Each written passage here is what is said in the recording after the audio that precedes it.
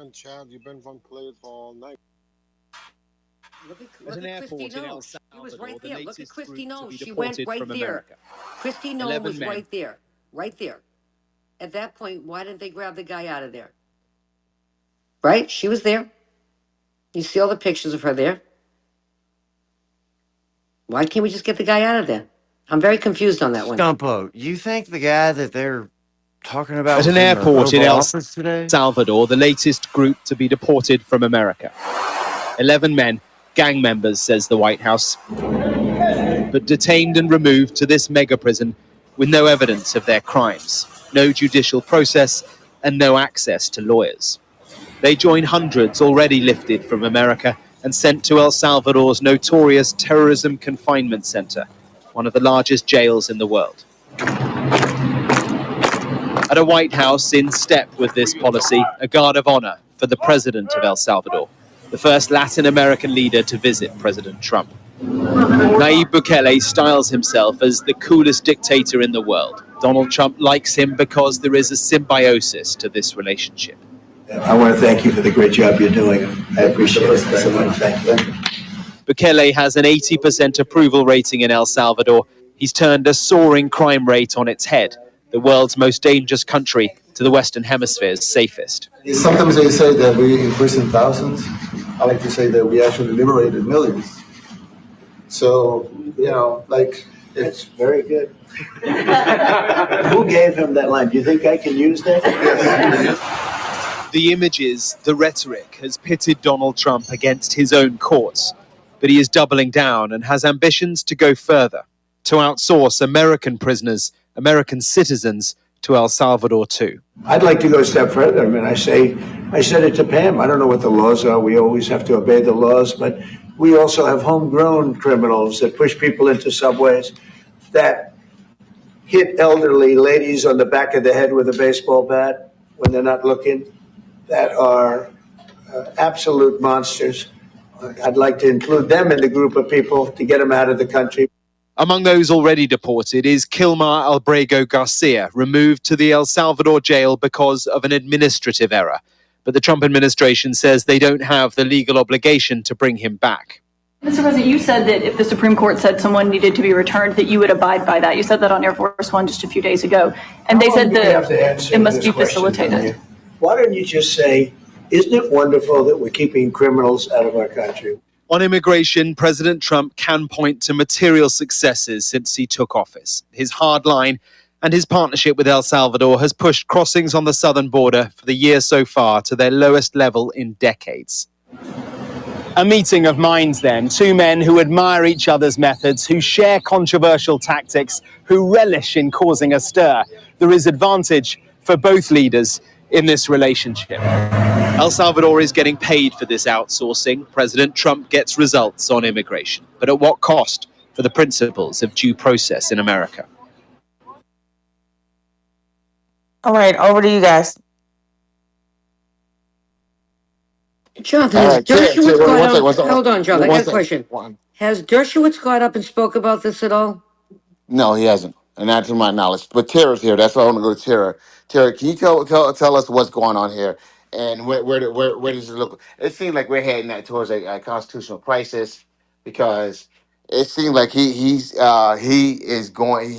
basically trying to do an end around on the Supreme Court and defy the Supreme Court order. That's what it seems like to me. Tara? As I said last night, the Supreme Court said that the government has to facilitate, quote, the release from custody of Mr. Garcia. Now, the administration has taken the position that facilitate release from custody means they only have to make sure if he somehow shows up on our shores, they'll let him in, right? That is a reading of that phrase that I disagree with. I can't imagine anybody reading this opinion would necessarily believe that that's all that the Supreme Court wanted him to do. But that's the position he's taken in the in filings with the district court, which the case went back to, and that is the position, of course, he has taken in all of his public statements and today in the Oval Office.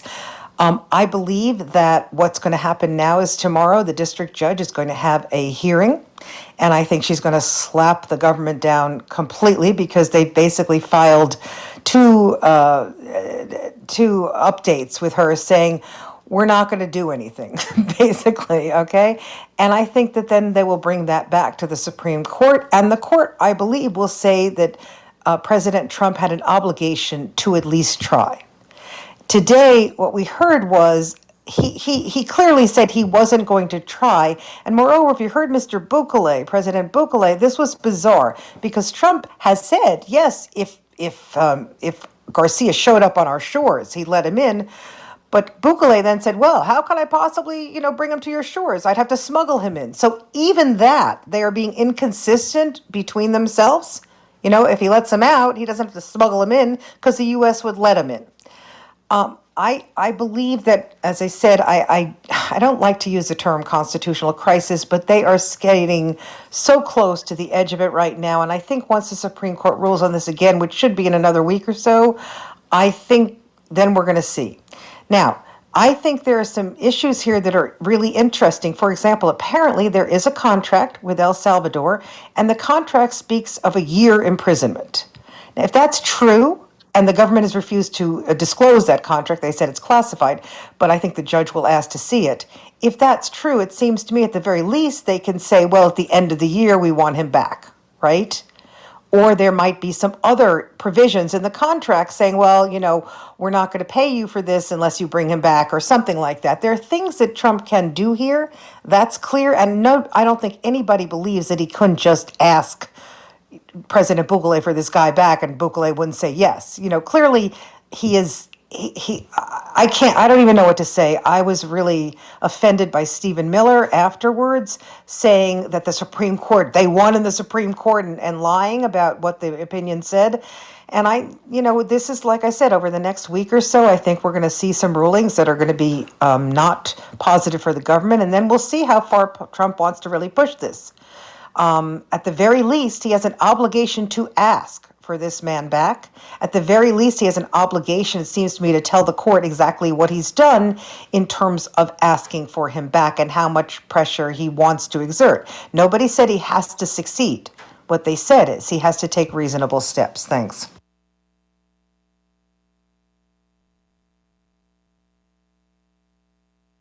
What's So, happening Tara, after a year? no, guys, no, it's every year they pay $6 million a year. So every year they have to re-up it. I don't know. So, Tara, what are your thoughts? You said about a week before we get back to the Supreme Court? Well, I think, like I said, after the hearing tomorrow, I think the judge is basically going to say the government is in contempt, at least civil contempt. I think that, and they didn't abide by her ruling. Then they're going to bring it back to the Supreme Court. I don't know if they're going to be able to go to the circuit court first, maybe, don't know.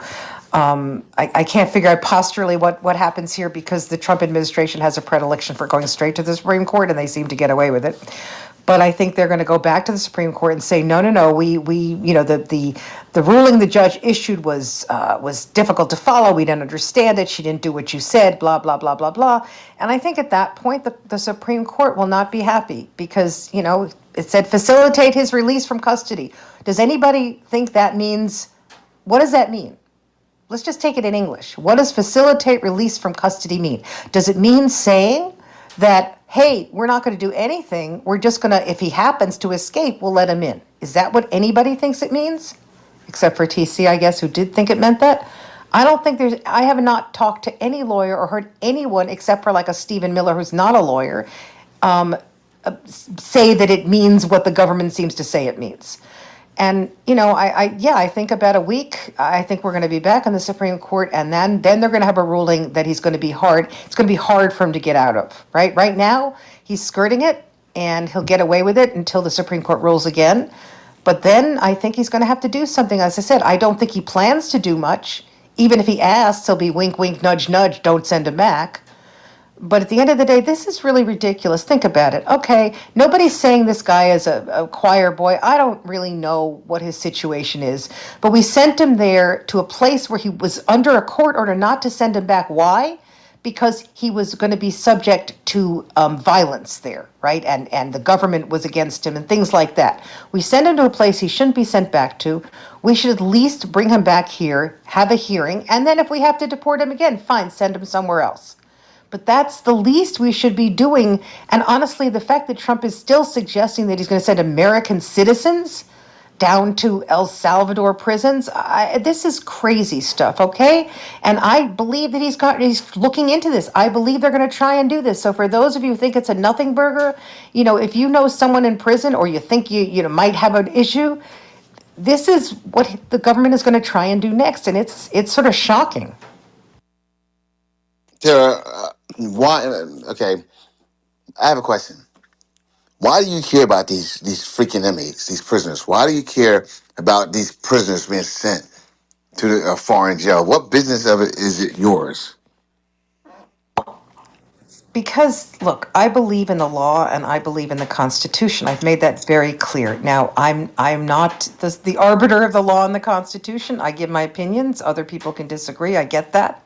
But I believe that we have to do things legally. I am offended by much of what the Trump administration has done. I am offended even by their suggestion that under the Alien Enemies Act, we can just say, that which is supposed to be an invasion by a foreign country, we can just preemptorily declare that, Venezuela emptied their jails, they encourage people to come, so it's an invasion. Nobody would ever say that's really an invasion by a foreign nation. There's literally no proof of this. We don't know that they've emptied their jails. Even if they do, we certainly have no evidence that they said, go to America and invade it. I mean, this is ridiculous. And so I am offended by this. It's not that look, if people are dangerous, I don't want them here. That's true. If they are criminals, if they're members of M13 or whatever, I want them gone. Why wouldn't I? But the right way. Because if we start doing it the wrong way, and that's what the Trump administration has been doing over and over, we are going to see liberties curtailed in ways that will impact American citizens next. And he's already starting. I mean, I can't tell you how depressing I find so much of what's going on. I don't know if you read the letter that they sent to Harvard. And look, Harvard, once again, they probably have things they should be changing, etc. But if you read what this government is doing, it's unbelievable. It's censorship. It's everything that I thought that MAGA was against. They like free speech, blah, blah, blah. I guess only if it goes one way. And it is very disturbing for me personally to watch all these things. And in terms of the people who are being deported, they should have due process. That's what the court said. Give them a hearing. If they're gang members, fine, send them, right? I'm not defending them. I'm defending the process. All right, so you're not for the gang members. You're for the process. Is that?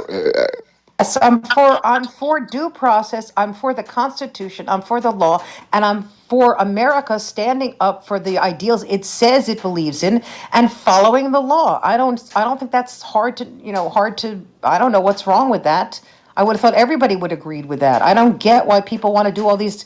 The whole thing about what Donald Trump is doing is everything seems to be a shortcut. The Doge things all could have been done legally. Everything could have been done legally.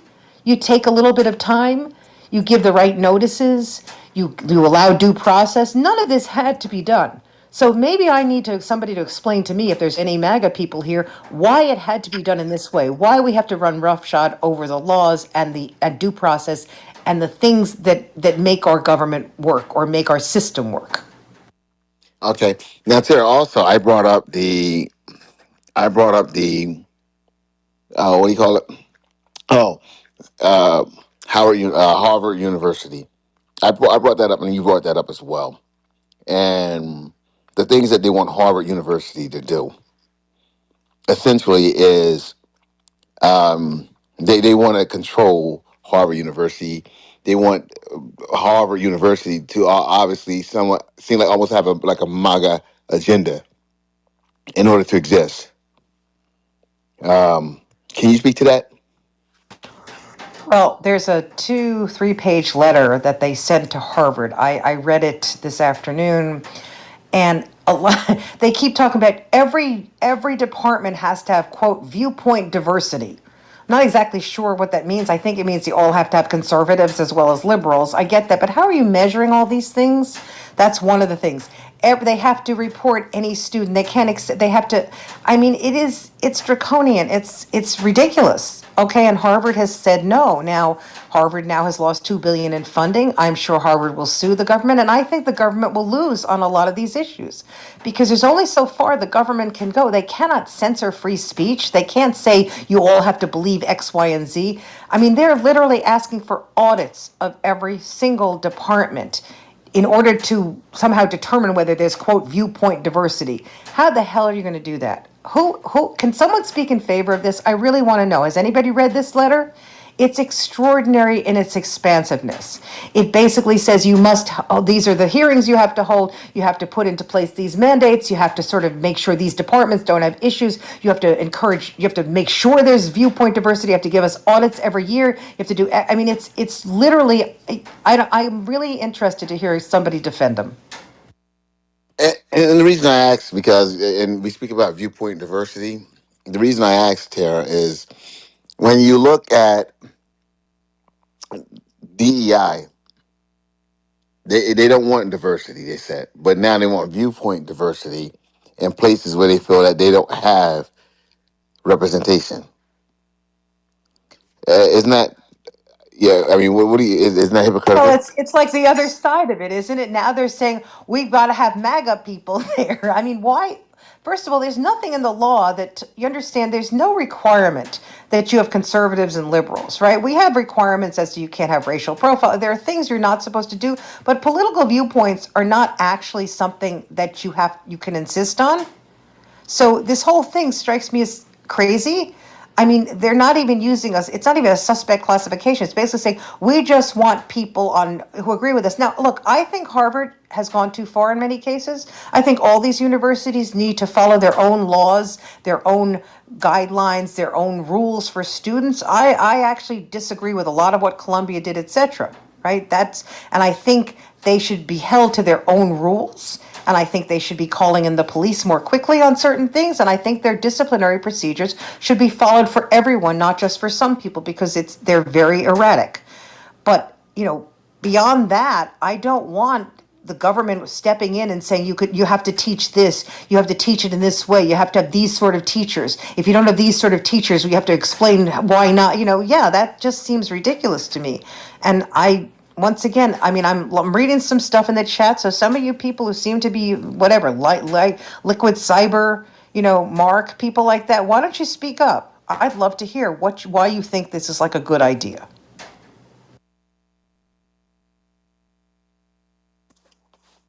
Well, probably because they don't have, they have a conservative education, so it doesn't allow them to articulate it. So they put it in chat. But no, all kidding aside, um, I just think that essentially this is like they're trying to infiltrate all these institutions, and some of these institutions like Columbia, they bend. I think Harvard not bending is admirable. It really is. And when I thought that they were going to bend because of 2.2 billion, they said no. I have so much respect for Harvard. I think they're going to get a lot more donations as a result of it, and they will win. So, shout out and a good job to Harvard, because guys, listen to me. We cannot have government, okay, indoctrinating, and that's what it is. It's indoctrination at this point, I believe, trying to indoctrinate our children into the MAGA movement. That's Has he how I feel. broken any laws yet? Because Excuse I me? can think of one. Has he broken any laws yet to anybody? Anybody think that he has broken any laws yet? Okay. Who's he? Trump? Who are Yeah, you I don't talking think about? he didn't break Yeah. any laws. Yeah, he's above the law right now. He didn't break any laws. He's broken any laws? You don't think that he has. Well, I don't know. In my mind, when you say you're going to have tariffs, you kind of dangle that carrot about tariffs, and the stock market goes haywire, and then you invite billionaires into the Oval Office to brag, and you brag on them about how much money they made. That to me is, at a minimum, a conflict of interest. I don't know if it's legal or not, but some could even consider that insider trading. The president of the United States. So that's one law that I think he's broken, but I don't know. What do you guys think? Skull, are you there, Skull? Skull going twice. Yeah, guys. Anyway, yeah. So Tara, you came in and you did a really hell of a job doing the rundown. I think that yeah, you did a hell of a job at a rundown. So my question to anyone here is, in terms of, do you guys agree? Who agrees with the money being held back from Harvard? Anyone, whether it's CH or what you call it, Chatter. Who agrees that the money from what you call it is should the money should be held back? I don't. I definitely don't. So no one. All right. Well, Tara. Anyway, Tara. Yeah, that's what's going on here, and that's what we've been speaking about. I don't think that what's happening right now. I think Trump is playing the American public. They've been playing. I think he's playing MAGA because once again, this is not sustainable. He's playing. He's Trump is going to be the worst thing to happen to the Republican Party.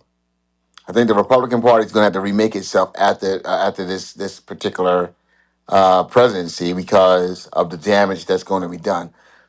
And this is not, as I sit here, everyone smiles about they're winning, but they haven't gotten shit. They haven't won nothing. They haven't gotten anything. So Look, I think we have to separate his popular policies from his unpopular policies. I think his popular policies are immigration and, stopping people from coming in at the border. I think among his popular policies are some of the DEI initiatives against transgenders in female sports, things like that. These are things that are extremely popular. So, you have to make a distinction there. But what he has done is, I think he's overwhelmed those by some of his unpopular things. The tariffs are completely bizarre and erratic. I don't, nobody knows what he's doing. Today, now announced maybe I won't give these exemptions that I said I was going to get. Who knows? I can't. Nobody can figure him out. And MAGA will say, "Oh, it's 4D chess," but maybe it just isn't. Maybe he just does it. He just wakes up in the morning and makes a decision because nobody has any idea what's going on, and he could have done it once again. This is an impulse person. He could have done it differently, right? He could have worked with our allies. If he wanted to isolate China in certain ways, he could have done that. That would have been doable, but no. And the idea that he's saying, "Oh, Vietnam is coming to the table," well, so what? They don't import anything. They don't have a huge economy for imports. So, I think that sort of stuff is unpopular. It's creating a lot of uncertainty in lots of people. Even if you don't have money in the markets, you're like, what the hell is going on? Is it going to raise my costs, etc.? I think some of these things, some of his, I don't know about whether the Garcia thing is popular or not. I think it's probably not that popular. I certainly think that suggesting you're going to send American citizens to El Salvador is not popular with anyone. I mean, even MAGA people I've heard saying, well, that might be a bridge too far. So I think, the problem with what Trump is doing is he does have some policies that appeal to people, but they're being overwhelmed, I think, by some of the crazy stuff, the Doge stuff, the firings of people who are needed. I think the university, I don't think most people care about it that much, or the law firms or thing. I do, but I don't think a lot of people are, falling on their sword on that. But I think if you start to see the America not have any research done, and people not want to come here to do their research, and we will fall behind very rapidly, Now that might not happen for a couple of years, but he is stopping. Think about what he's doing with Harvard. It's not giving money so they can, exist. It's research funding. It's funding for cures for cancer. It's funding for all sorts of projects that we really would like to encourage. That is stupid. That is dumb. Okay? And what he's doing is making America stupider and less welcoming and less a place that people want to come to innovate, to create, to research. I think that's sad. 100%.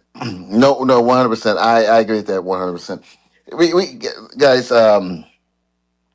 when we sit here and just look at everything that's happening that Trump's doing, I just think that to allow him to send American prisoners, our people, citizens, down to foreign prisons, and he said he's unable to get them back. So if we send an American down there, you wouldn't be able to get them back. I don't know. And this was caught on a hot mic. You know that, right, Tara? What was caught on a hot mic? No, I don't know. Oh, when he first said that, they caught it on a hot mic. He was speaking to the Salvadorian president, and he said to him like, "Hey, the homegrowns, I want to get the homegrowns next." And then he told him, "You'll need to fill 5 more of them." Talking about 5 more sea cops. And then then he goes, "Okay, I'll do that." But he's talking about getting the homegrown like citizens, U.S. citizens down there, and putting them in prison down there, and that they need to build 5 more CCOTs. So that was called on a hot mic. I don't know if you know that or not. And Oh, I didn't know that. I mean, I've yeah, heard him, he said it a couple of times. yeah. Well, then they asked him about it because it was called on a hot mic today. It was called on a hot mic today, and so they asked him about it later on. And so then he admitted that homegrowns. Well, yeah, he admitted to it. He didn't lie. Because I guess it was on a hot mic. He couldn't lie. And he said, yeah, U.S. citizens, and he pretty much doubled down on it. But it seems like people defended it in the room tonight. People defended People it. defended sending U.S. citizens to jail in El Salvador? Mm-hmm. Lots of them. Really? These are They people who understand that it no doubt violates the 4th, 5th, and the 8th Amendments. They get that, right? they don't read the Constitution, Tara. They don't. Most of these people haven't passed 8th grade civics.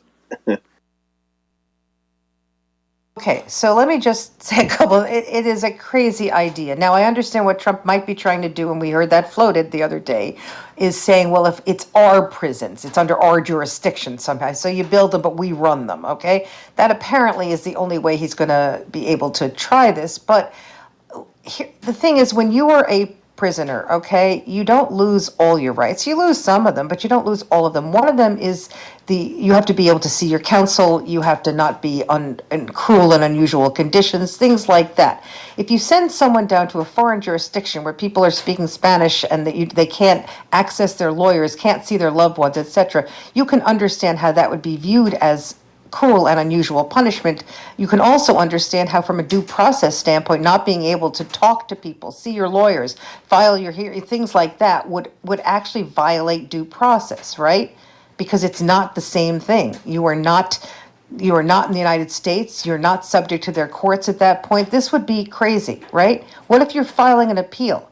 What are they going to say? Well, you can't do it because you're in El Salvador. We can't do anything about it, even if you win. Tough tookies. I mean, think about these things. I can't believe I just said tough tookies. I haven't said that for 30 years. Sorry.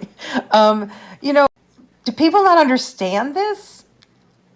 It would Again, be 8th grade civics, Tara.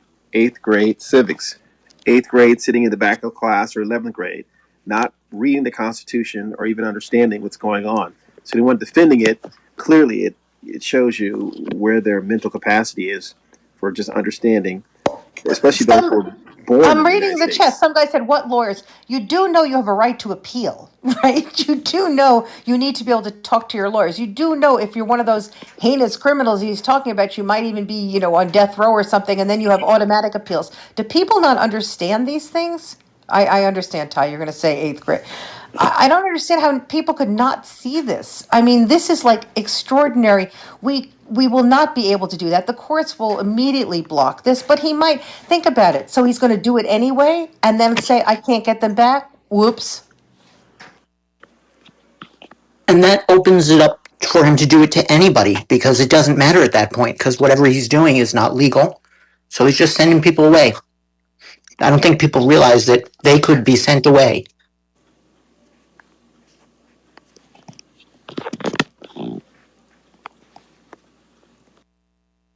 Yeah, guys. I didn't hear the discussion obviously before, but it seems to me that if anybody was making these arguments, they should be prepared to argue against the things that we've just said, right?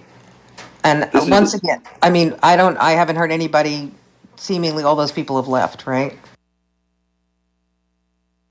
This is exactly what I presented before Donald Trump became the president as to how this person is going to follow an authoritarian playbook of Adolf Hitler, Joseph Stalin, um, Pol Pot in the Khmer Rouge, Viktor Orban in Hungary. It was the exact same thing. And now the playbook is rolling itself out.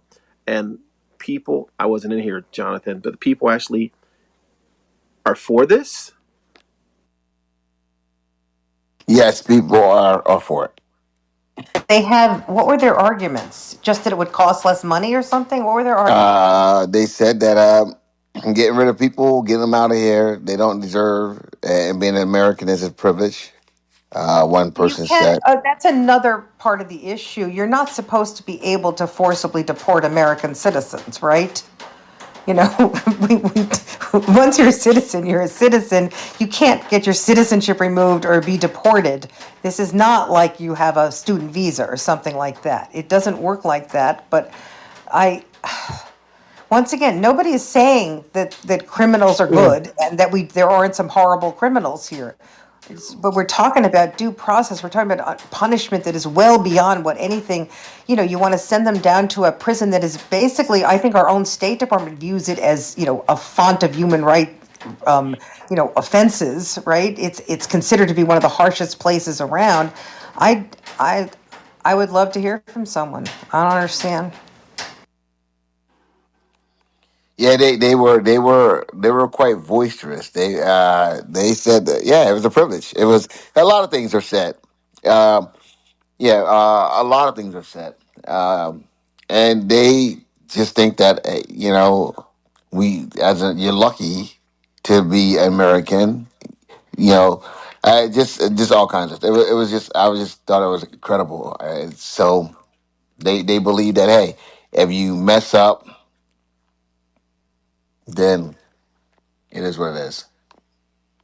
You get sent away and that's it.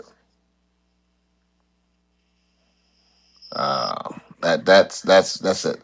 So anyway, what's up? What's going on, Tara? What's up, Ty? We talked about a lot of things today. That bail got reduced to 250 today. Ty, what do you think? Murder? I'm not familiar. What are we talking about?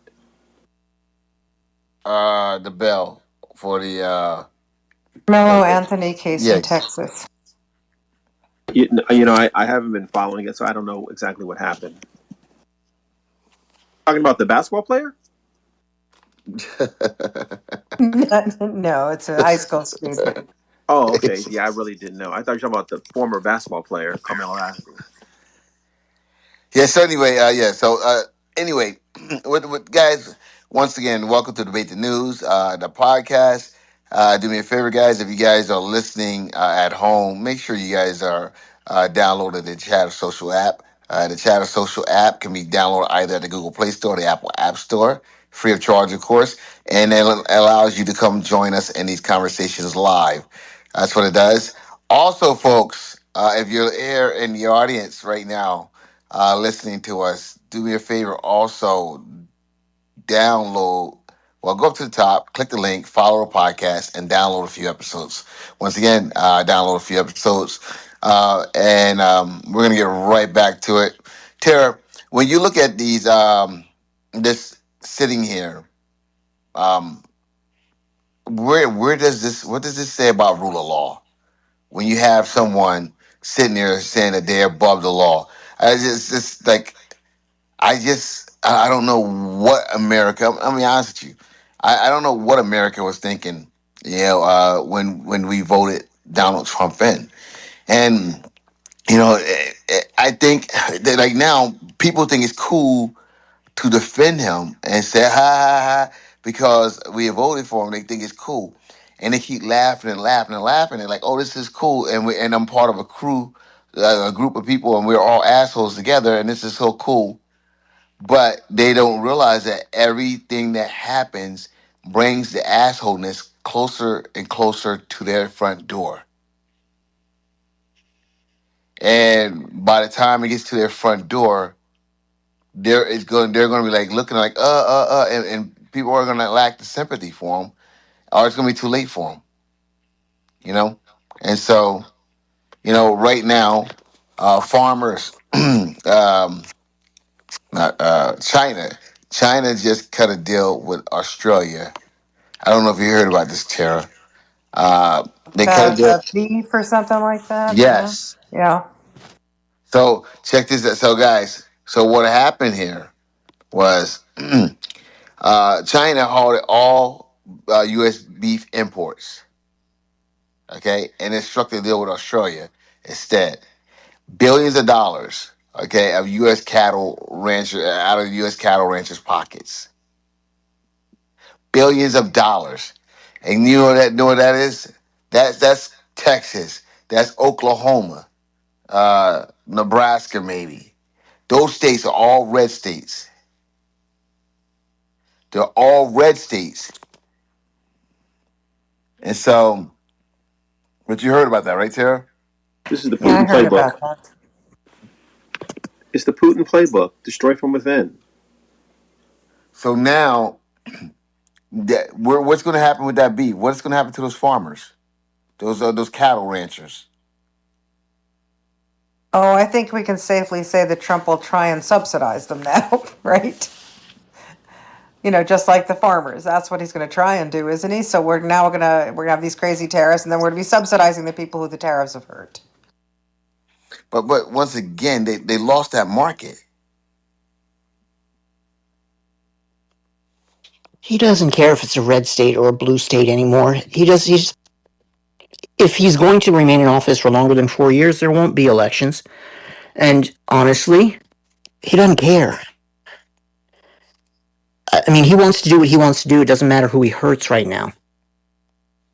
And that's evident by his policies. And maybe he'll put the cattle workers in a manufacturing plant that he's going to build down there. Hey, other Jonathan, it's going to be the 22nd Amendment when the Dems take control over a 2/3 majority in the House and the Senate midway through in order to get him out of here. But then you got to deal with the underling who's an idiot, Vance. Exactly. It's scary. Yeah. And then who's the Speaker of the House right now? I'm sorry, the Speaker of the Senate. Doesn't that person automatically become the VP, Speaker of the Senate? It's not Yeah, speaker; it's a Senate leader, yeah, the Senate leader. majority leader, majority leader. There's no speaker of the Is Senate. the majority leader in the Senate? Does that person become the VP automatically? I'm not No, sure. no. He gets to choose his VP.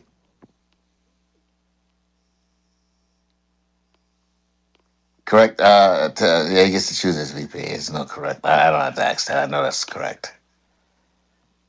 So, yeah, guys. No, guys. My thing here is, do we survive this? And I'm not trying to be alarmist. Do we survive this? And if we do, I mean, and I think we do. How bad of a shape are we going to be in our democracy?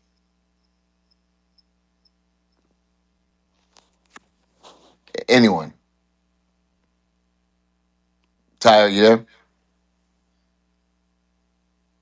Tara, are you there? I'm here. Well, I think we effectively have lost most of our pre-existing allies, right? They're not going to trust us. I wouldn't. But we have our new allies like El Salvador. the dictator president, which is a little bit sad, which is very sad. I think that, we've lost our standing in the world.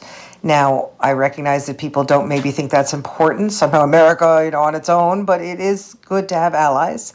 There are times you need allies, and we will not really have those allies except for certain dictatorships.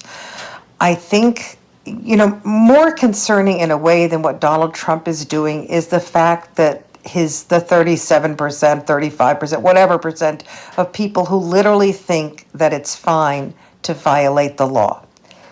That troubles me even more. There's a coterie of people, strong MAGA supporters, who have no problems, maybe because they don't know the Constitution or the law, have no problems with anything he's done. I read a post on X today. I don't think it actually happened, but there's a court order saying he has to allow the AP reporters back in the press room.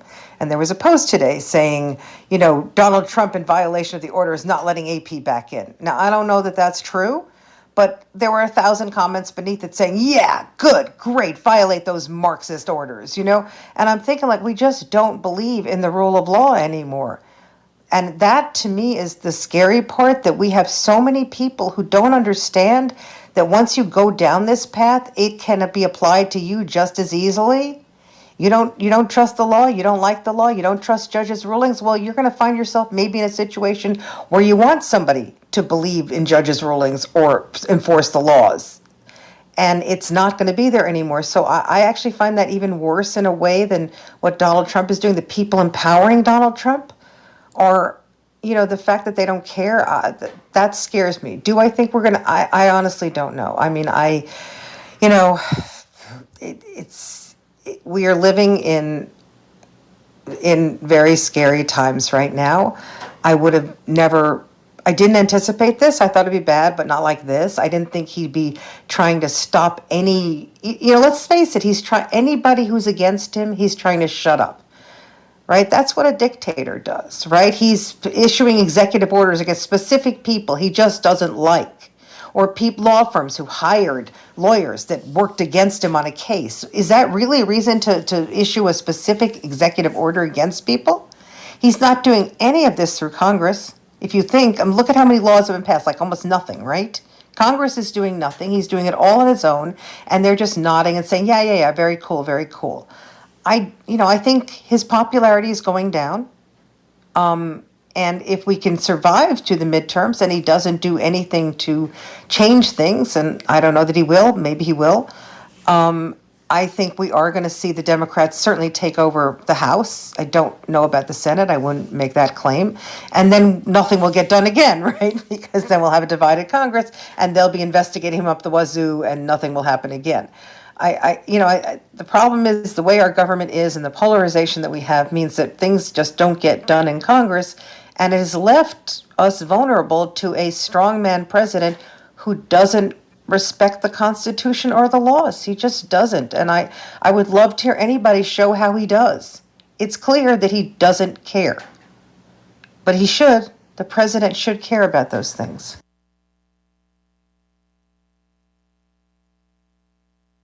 I agree. I agree 100%. Guys? What's happening here is just it's crazy. What's happening here? Chat. I don't know if chat's there. Okay. Tara, it's like when what we're looking at right now is the guy has. I think he's done everything possible to undermine the Constitution. In terms of like right now the fight he's picking with the Supreme Court. Deporting people, doing all these different things, and their third term, putting out that he's going to run a third term, which is obviously, I mean, is this guy doing? Is he trying to keep us distracted? Is that what he's trying to do? Why he does? He's putting stuff out there to keep the people distracted while he does other ththings. I think a lot of what he does is to distract from the economy, right? And I think people shouldn't get distracted. I mean, he puts troops down on the border and says he's federalizing the land for the military. Okay, fine. I don't know what the impact that has, but I think don't get distracted here because his economic plans are terrible. There are none. He hasn't ended the war in Ukraine. Gaza is still being bombed. I mean, think about what he said and what he continues to say, and then he supports Putin, which gets me crazy. I mean, he didn't even really condemn the bombing the other day. That Yeah, was of the pretty. citizens. That's Yeah, what. of just it was absolutely civilians in a city that had nothing to do with anything. I mean, he didn't even condemn it. Today he was talking about how, three people are responsible: Biden, Zelensky, and Putin. I'm thinking like, no, no, no. Putin invaded. Have we forgotten this? But I do think some of these things are distractions from what I think people care about the most, which is the economy. And it's not, like I said, it's not just the market, but it's uncertainty. It's not understanding what's going to happen next. It's not knowing what you can buy. Should you load up on things? What should you do? And it's also seeing your neighbors being fired. Federal workers work all over the country. Okay, it's not just that they're all in D.C. And most of them are hardworking. I don't understand this concept that all federal workers are trash and they don't do anything. This is all nonsense. What he's tried to do, but people are seeing it in their communities, right? They are seeing it. I mean, they're obviously seeing it more in places like a Boston where, the universities are having hiring freezes or firing people. The hospitals are firing people, but it's happening all over. And I think that that's the sort of thing that will ultimately, if the midterms go badly, that's what's going to be a problem for him. Agreed. Agreed. Agreed. 100%. I don't know what's going on. I really don't happen. Jay, are you there, Jay? Because Jay has some very and insightful stuff there. Dance hall, you here? All right, so okay, Jay. So, like you were saying that you don't think this is in his best interest because it takes money out. Takes money out of the it takes money out of the manufacturers here, like in the U.S. It's prison labor, and so you got companies like McDonald's and Starbucks, Verizon. They benefit off of the American prison labor. So it'd be interesting to see if that does happen, like how these companies will respond from all that. To the 13th Amendment allows for doesn't it outlaws slavery. Except in prisons, yeah. Yeah, exactly. So I mean, I don't know. I mean, I'm trying to figure this out. Trying to figure out why are we sending prisoners away? I understand deporting people that's supposed to be deported, but why? What are we doing here? Because essentially, CCOT isn't built as a short term thing. I don't know if they said everything I read about CCOT is if you go, you stay. Is that correct still? I don't know the details of CCOT. Maybe someone else does. Anyone?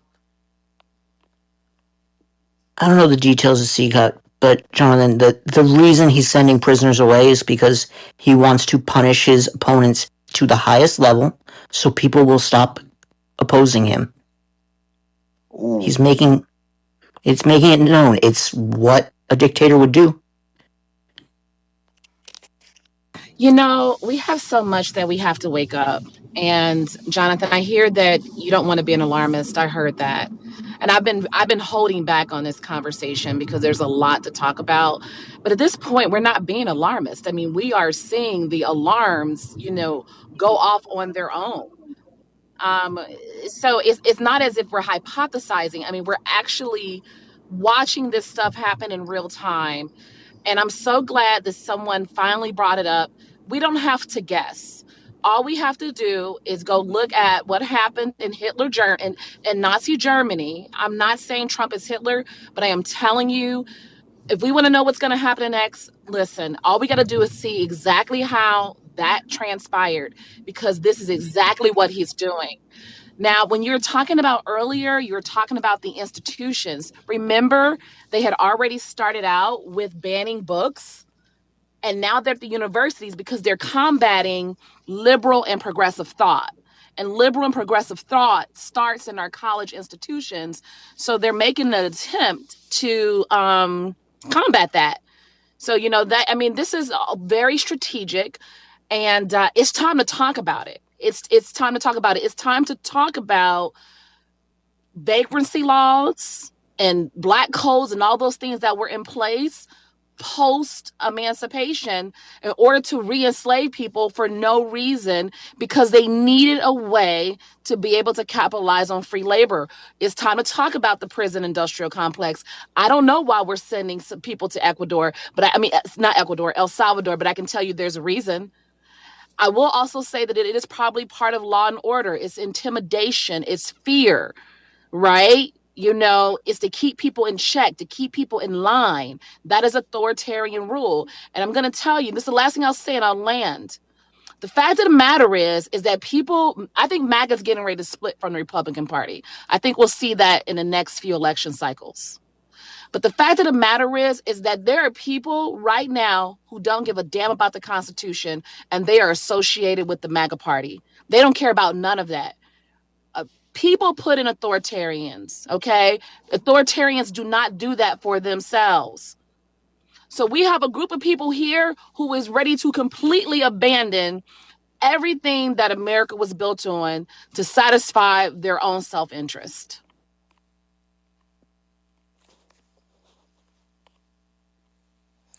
Wow, I agree. Uh, guys,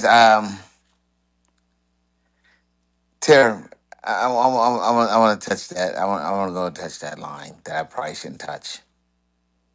All right, if we start trying to send Americans down there, do you think there's one particular group that's more at risk than any other? I, I don't know the statistics and what he views as heinous crimes, right? But, my suspicion is that there would be an awful lot of blacks targeted by him. And I don't know that how do I say this? I don't know that he's doing it for that purpose or he would do it for that purpose, but I think that would probably be the impact. I don't think Trump cares what the impact is. So, I'm not, how do I say this? I'm not sure his motivation is racially biased in this particular case. I just think he thinks it's a win. I get rid of criminals, everyone. But it's true that, his supporters, I suspect some of them are racist. I know some of them are racist. And, they would be cheering this on, let's just say. But I can't, I don't know, percentage, I don't know. Hey Tara, let's have an honest conversation. When Trump was campaigning the first time and now the second time, it was all about illegal immigrants. Oh, we don't want illegal people in our country. But now we're starting to finally see that it's not about that anymore. That's the truth. Because if it was the truth, then people would want this person who was here legally to be able to come back. And all you hear and see, and even in this chat, is he's not an American citizen. No, that person was an immigrant who was here legally. So let's go ahead and be honest. It's not about illegal immigration. It's about the fact that you don't want a certain group of people here. And it's just time that we realize it and be honest about it. And that Trump is just using the whole idea of criminals, they're eating the dogs and the cats, all these kinds of things to get people out of this country that they don't want here, and it has nothing to do with their status. That is the reason why they've been revoking TPSs and all that kind of stuff. And it's time to be honest about it and tell the truth, because we can see it playing right before our eyes.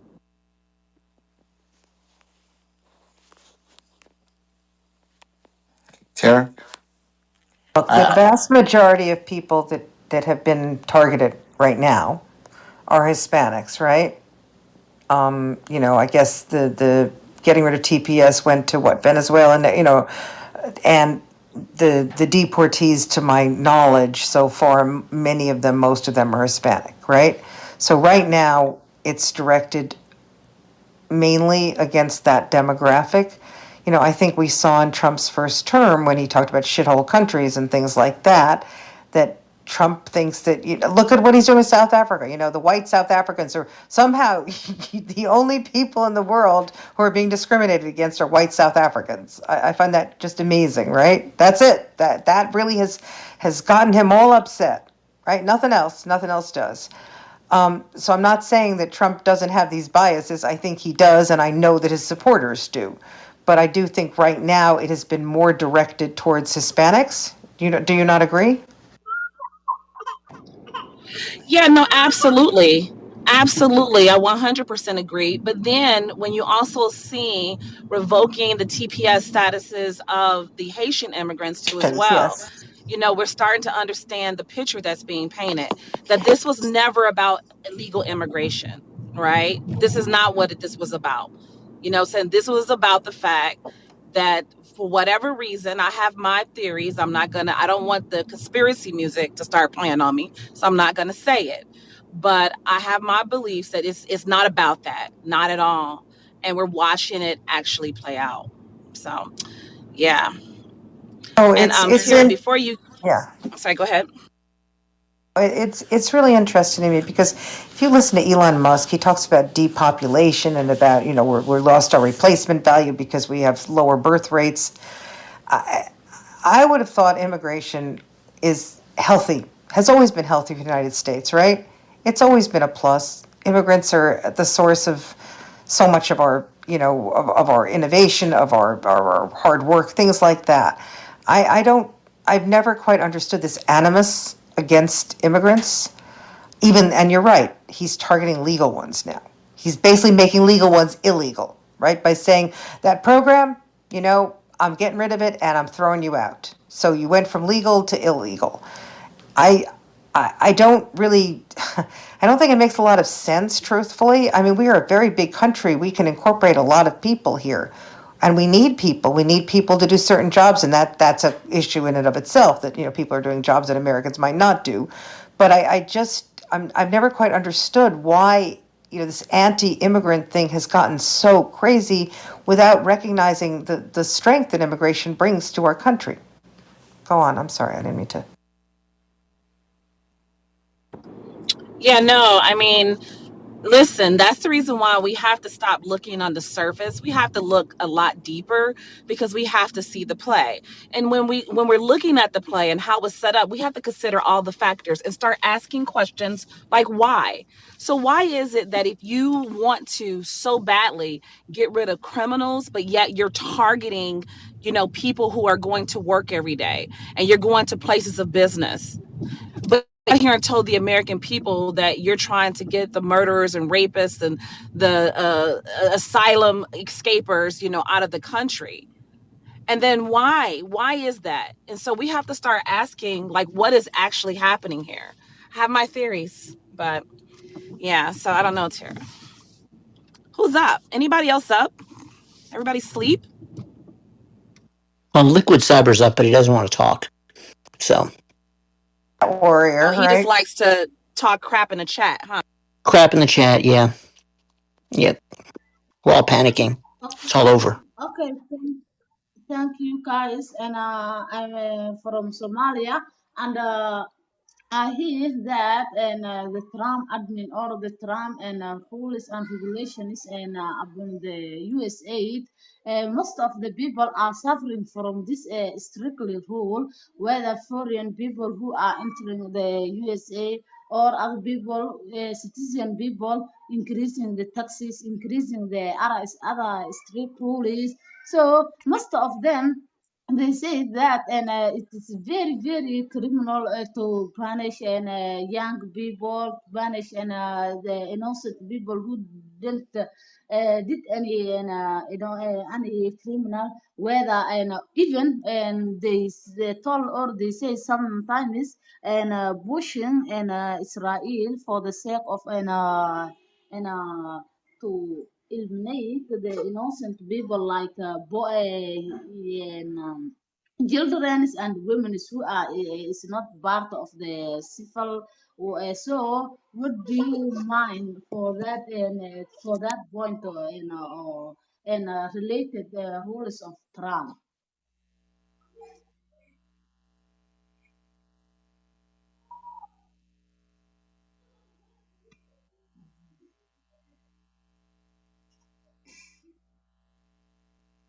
Yeah, I'm not sure who that was speaking on Clubhouse. We had a difficult time hearing you over here on Chatter. It's a difficult time understanding you. Actually, let's not be. Yeah, we had a difficult, and maybe yeah, you said something, and you're from a country, and obviously you're concerned about the Trump administration and what's going on. Real fast, can you be really concise and try just one more time? We apologize. Are you there, ma'am? She's like, man, forget that. So yeah, absolutely, guys. So yeah, Clubhouse. If you guys want to jump in, feel free to jump in. Clubhouse, the mic's open. You guys can join as well. Matter of fact, you guys have been invited up as well, Clubhouse. So definitely jump in, and let's have the conversation, Clubhouse. But yeah, definitely. Let's see here. That you got people coming up there. Walid, if you want Yes. to come up there, go ahead. Yeah, hi. Go ahead. So Hi. I'm an immigrant in the United States. I actually came for my master's to the United States, and I'm originally from Yemen. So when the war broke in Yemen, I applied to TPS, and I stayed in the country on TPS. And that was the first time that Trump got into office. Then he labeled Muslims and most of the Arabic countries as shithole countries, and actually stopped my TPS for a while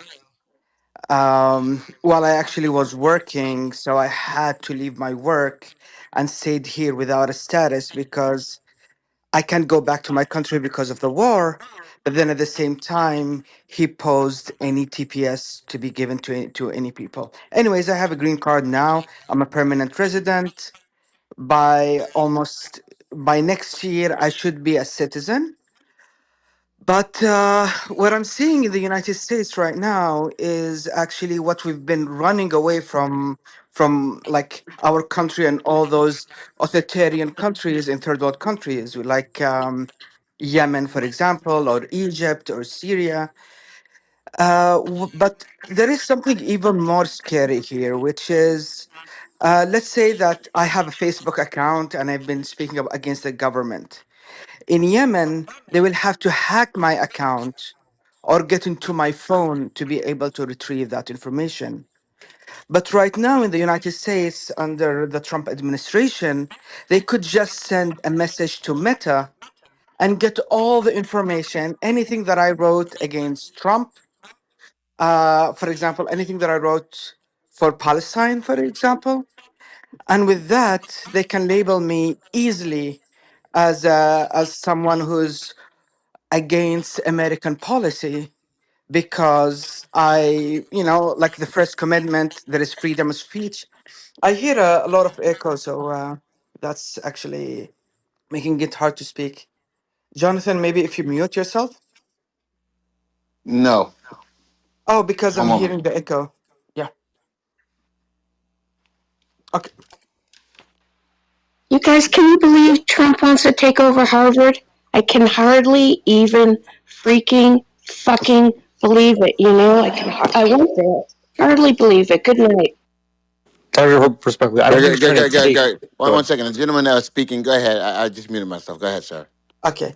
So what I was trying to say is, First Amendment, it allows me to speak, but then here in the United States, if you speak against what Israel is doing in Palestine, you will be prosecuted, you'll be kicked out of the country. My green card will be revoked. Right now, I have a green card, it will be revoked. If I apply for citizenship, it will be revoked just for that I spoke against Israel. So, right now, I can boycott American products. I can be against American policies. I won't face any problems. But if I speak anything against Israel, I will face severe consequences.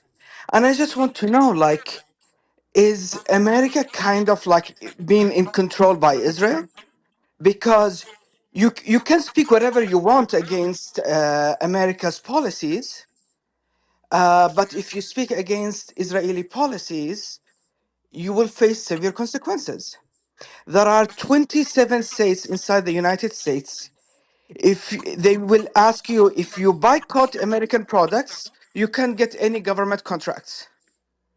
This is just beyond crazy, and it's actually against the Constitution and against the First Amendment. For example, like boycotting Israeli products because you're gonna say like, oh, it's coming from a settlement, which is against international law, which is against what the United States itself, in its own, the United States consider any Palestinian land from 1967 as an occupied land. So based on America and what it says, those are occupied lands. So if I say I'm gonna boycott any product that comes from that land which is occupied, my green card will be revoked. Isn't I'm just saying, like, isn't that crazy? Where is the United States going into? It's becoming like the countries that I escaped from, which is countries in the Middle East where we have dictators that are imposed on us and we can't really breathe against them. And we had to go on a whole revolution against them, like in Egypt and or in Yemen.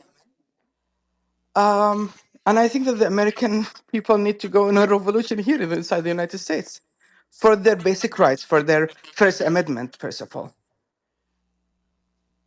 Thank you. Yeah, let me just say this.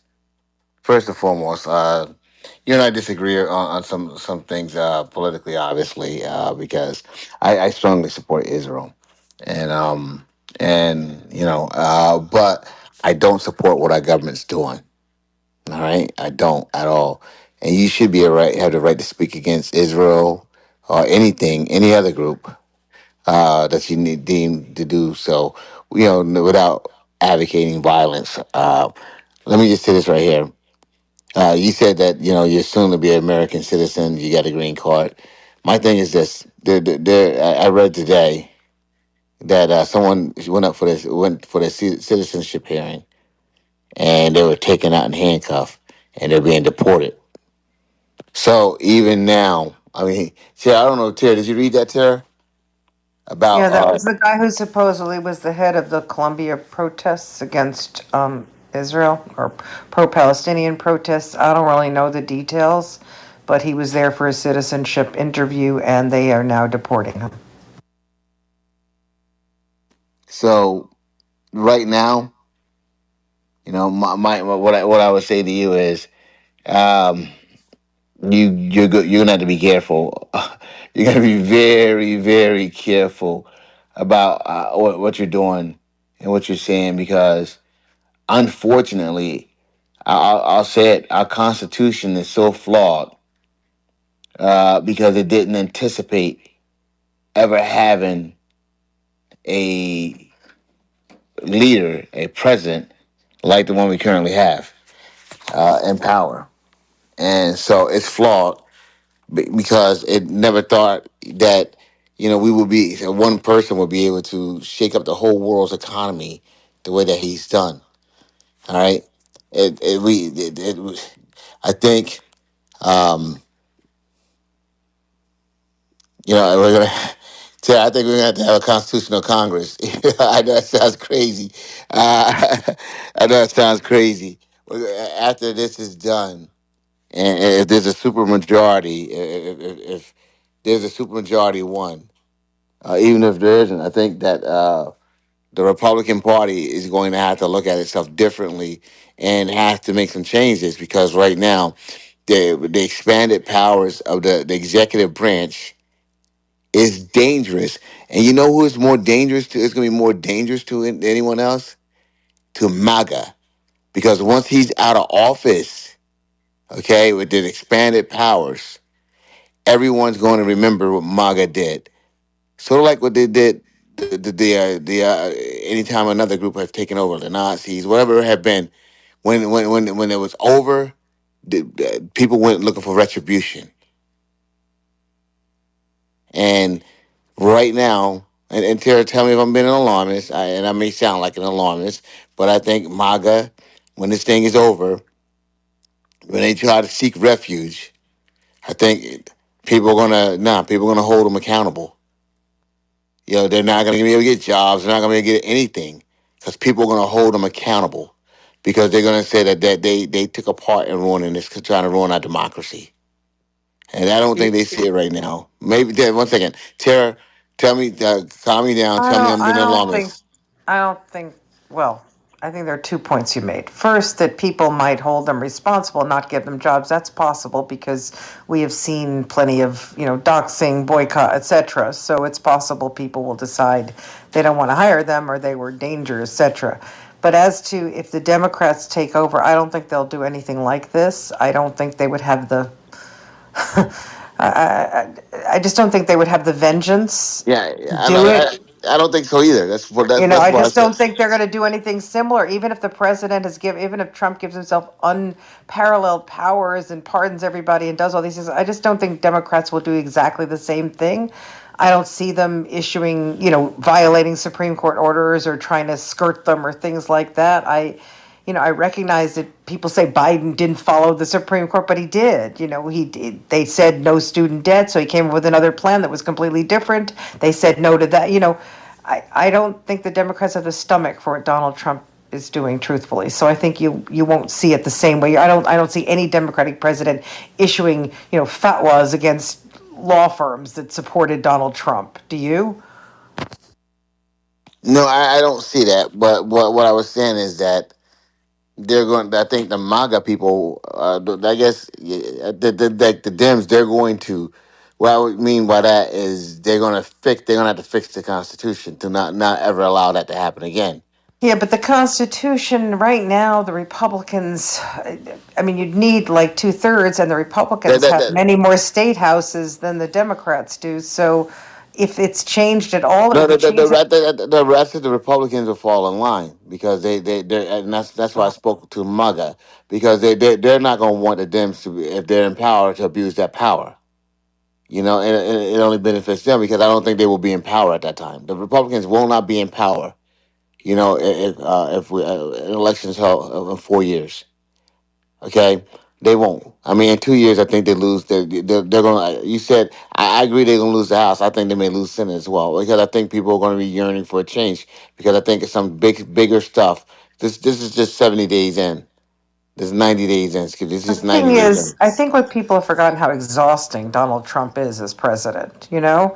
I really, if you remember back, he this is what he does. I mean, he's much worse this term, I think, but he's exhausting. Every day it's this and this and this and this and this, and he does crazy stuff and he says awful things, and you're always in a state. This is not like I don't think people really can deal with a steady diet of this. But I don't know, Jonathan. I don't see a constitutional convention because what are they? Are they going to say? There's something the president has They to they obey they the law. they're going.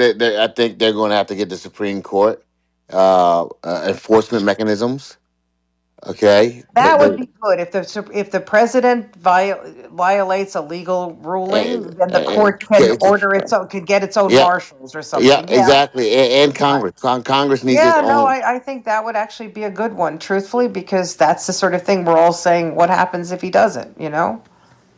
Okay, Congress, and so that we have that, and I really do believe that the MAGA people.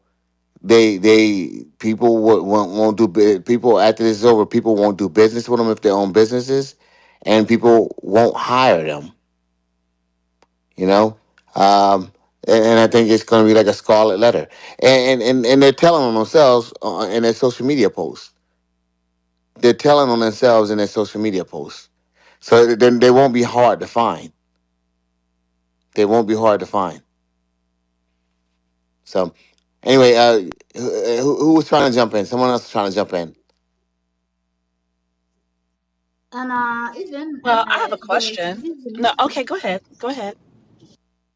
Yes, and even I have a question. My question is, if the citizens and have a problem besides the rule of the government, do they able to talk and to talk their emotion, whether they are suffering from the president, whether they are suffering from the constitution, they have a problem. Example, And the American people nowadays they are talking for the sake of increases tax.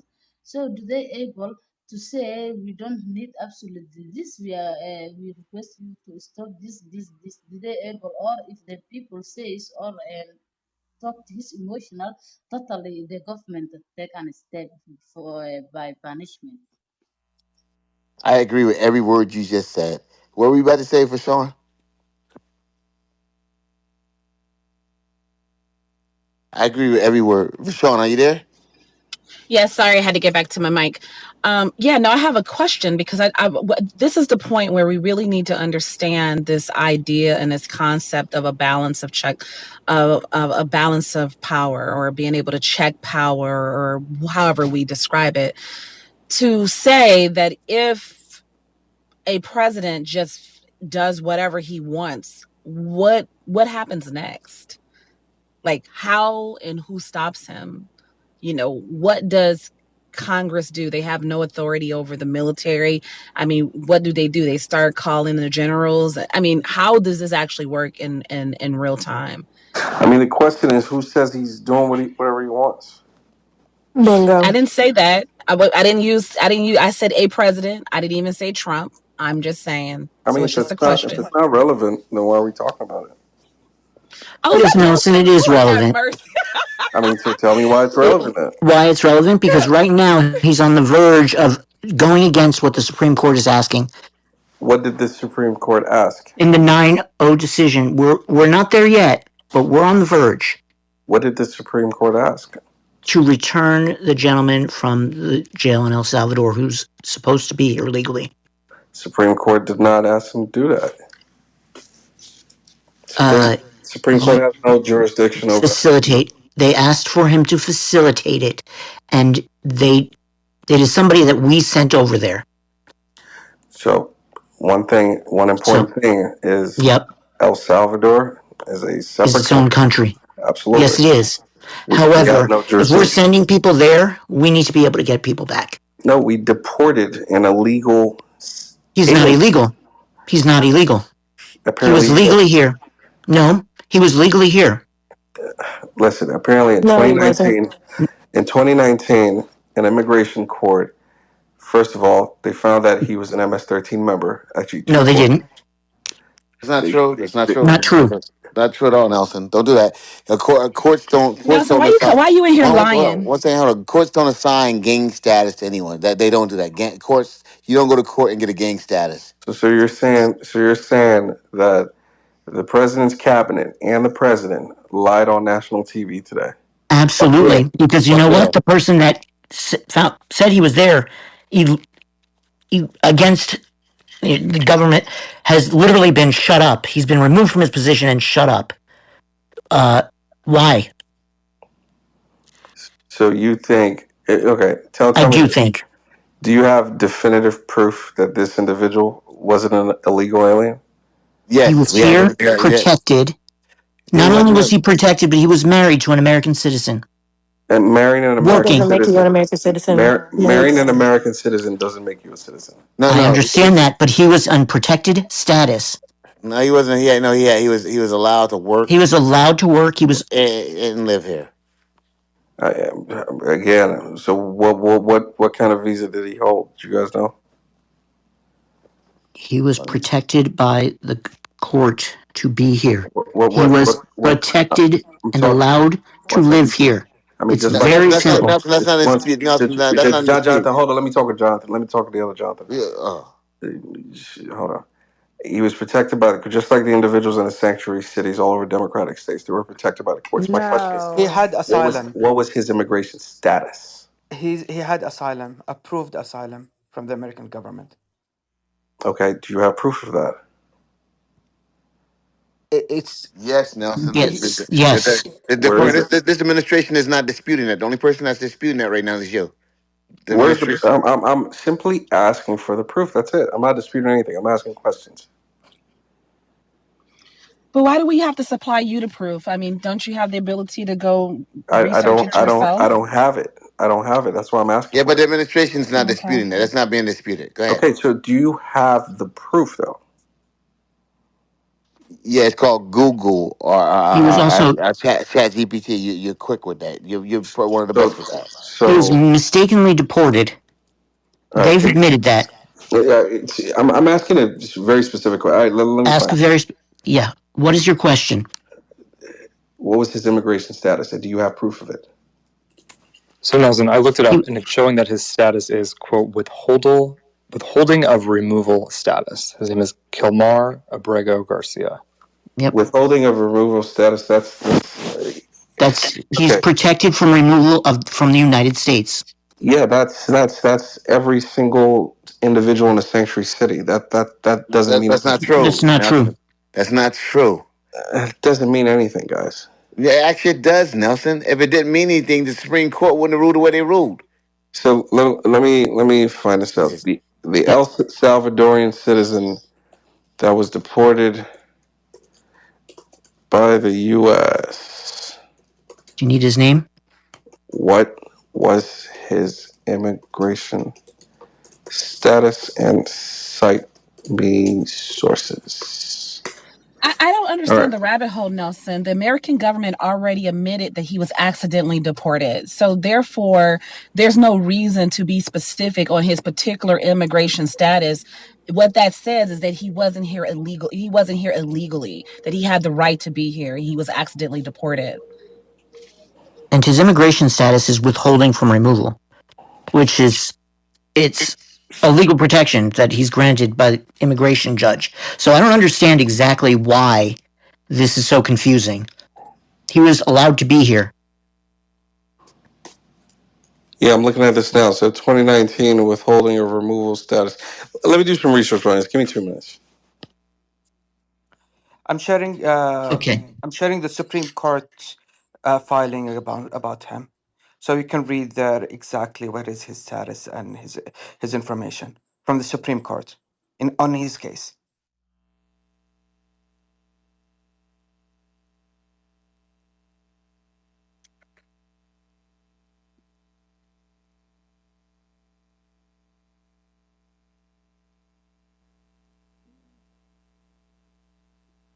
All right. Anyone else wants to jump in? We're waiting for Nelson. Anyone else wants to jump in?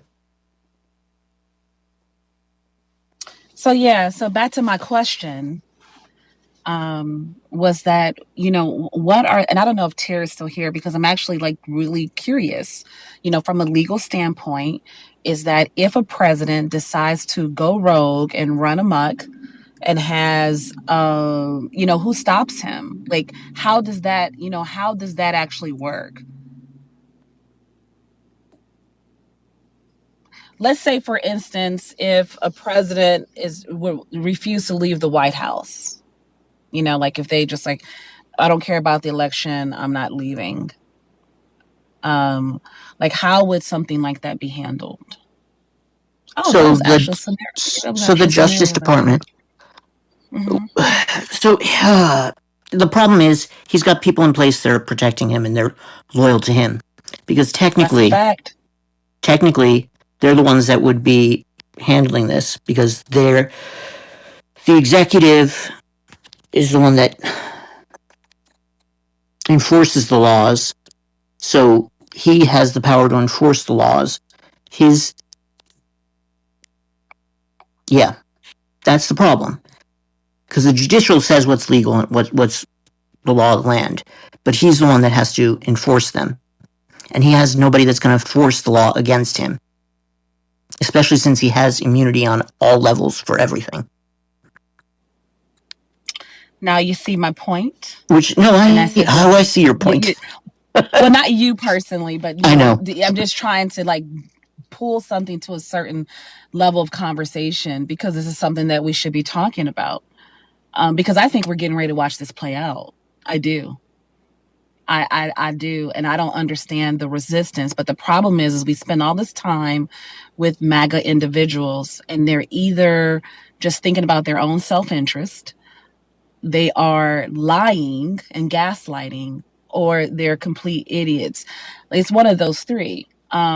Because to sit here and act like they can't see what we see is no. You can see what we sat here the whole election season and was accused of being deranged by the right, that we were like, no, he is going to be instituting Project 2025. And we're sitting here watching it play out almost page for page. Can you So clarify your there's no, question I'm Can you sorry, go clarify ahead. your question with regards to the president if he refused to leave office?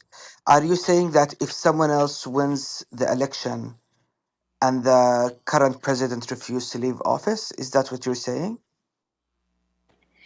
Well, I'm just giving a scenario, but ultimately the question is that if the president doesn't comply with the law and circumvents the legislative branch or the judicial branch, what is actually in place to stop a president from doing that?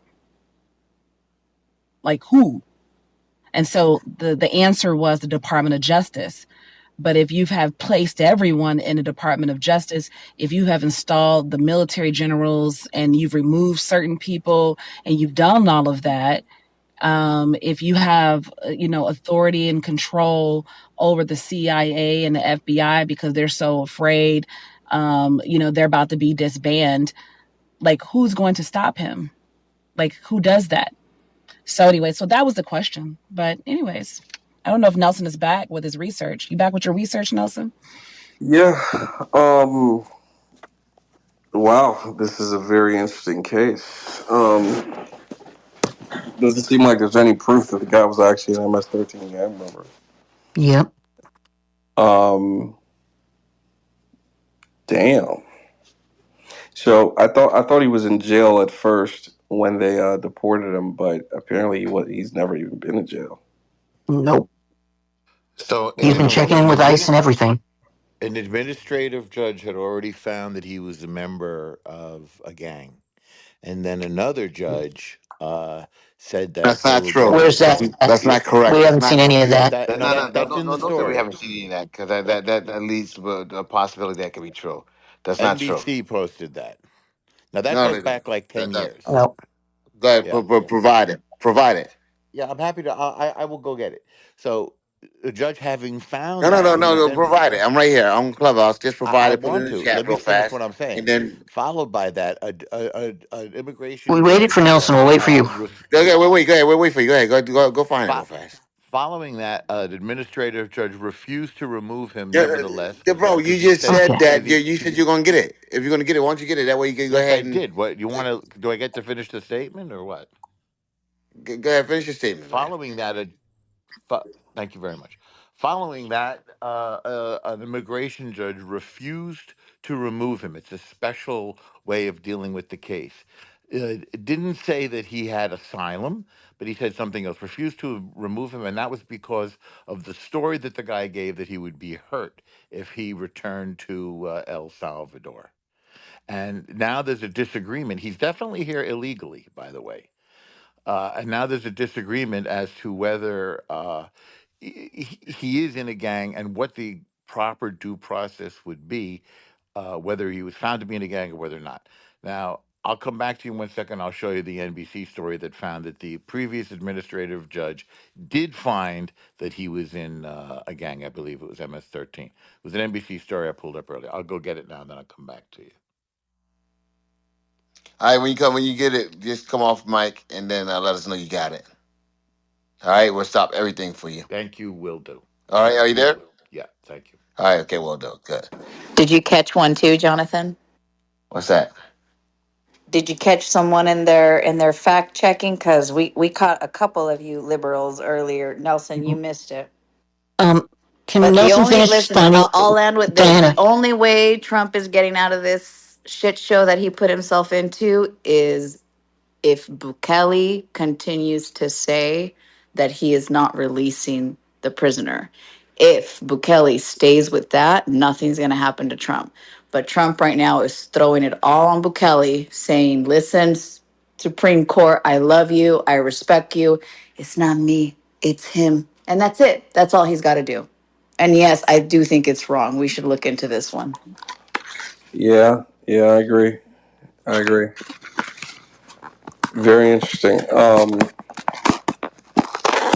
Yeah. Damn, bro. So We're gonna apparently, file a Freedom of Act under DTN. So if anybody comes up missing for investigation, it's gonna be JB, not us. This one looks bad, Nelson. yeah, it does. It does actually. It does. I think So I have they a screwed theory, up. Nelson. I have a theory, but I got the conspiracy music played on me, so I'm kind of afraid to say it again. But I'm looking at everything and I'm thinking to myself, it doesn't make any sense that the United States doesn't want to return this person. It doesn't make any sense to create all of these issues, and it doesn't make sense that he was accidentally deported. Like that kind of mistake was made. That doesn't make sense. It could happen, but it doesn't make sense in this case. So you're like, okay, well, he was accidentally deported. All right, we can accept that. But now you don't even want to bring him back. So what I believe, and Jonathan, do not play the conspiracy music on me, is I believe that it was a trade. I believe that this person, and I didn't know this information, but I heard someone say it. He sought political asylum, and that government said they wanted him back. That's what I believed happened. Yeah, yeah, that could be So possible. that's my theory. But I got the conspiracy music played on me earlier, but that's what makes sense at this point because it doesn't. Why would they go through all this trouble, over this guy? Like, for what reason? Why not just bring him back?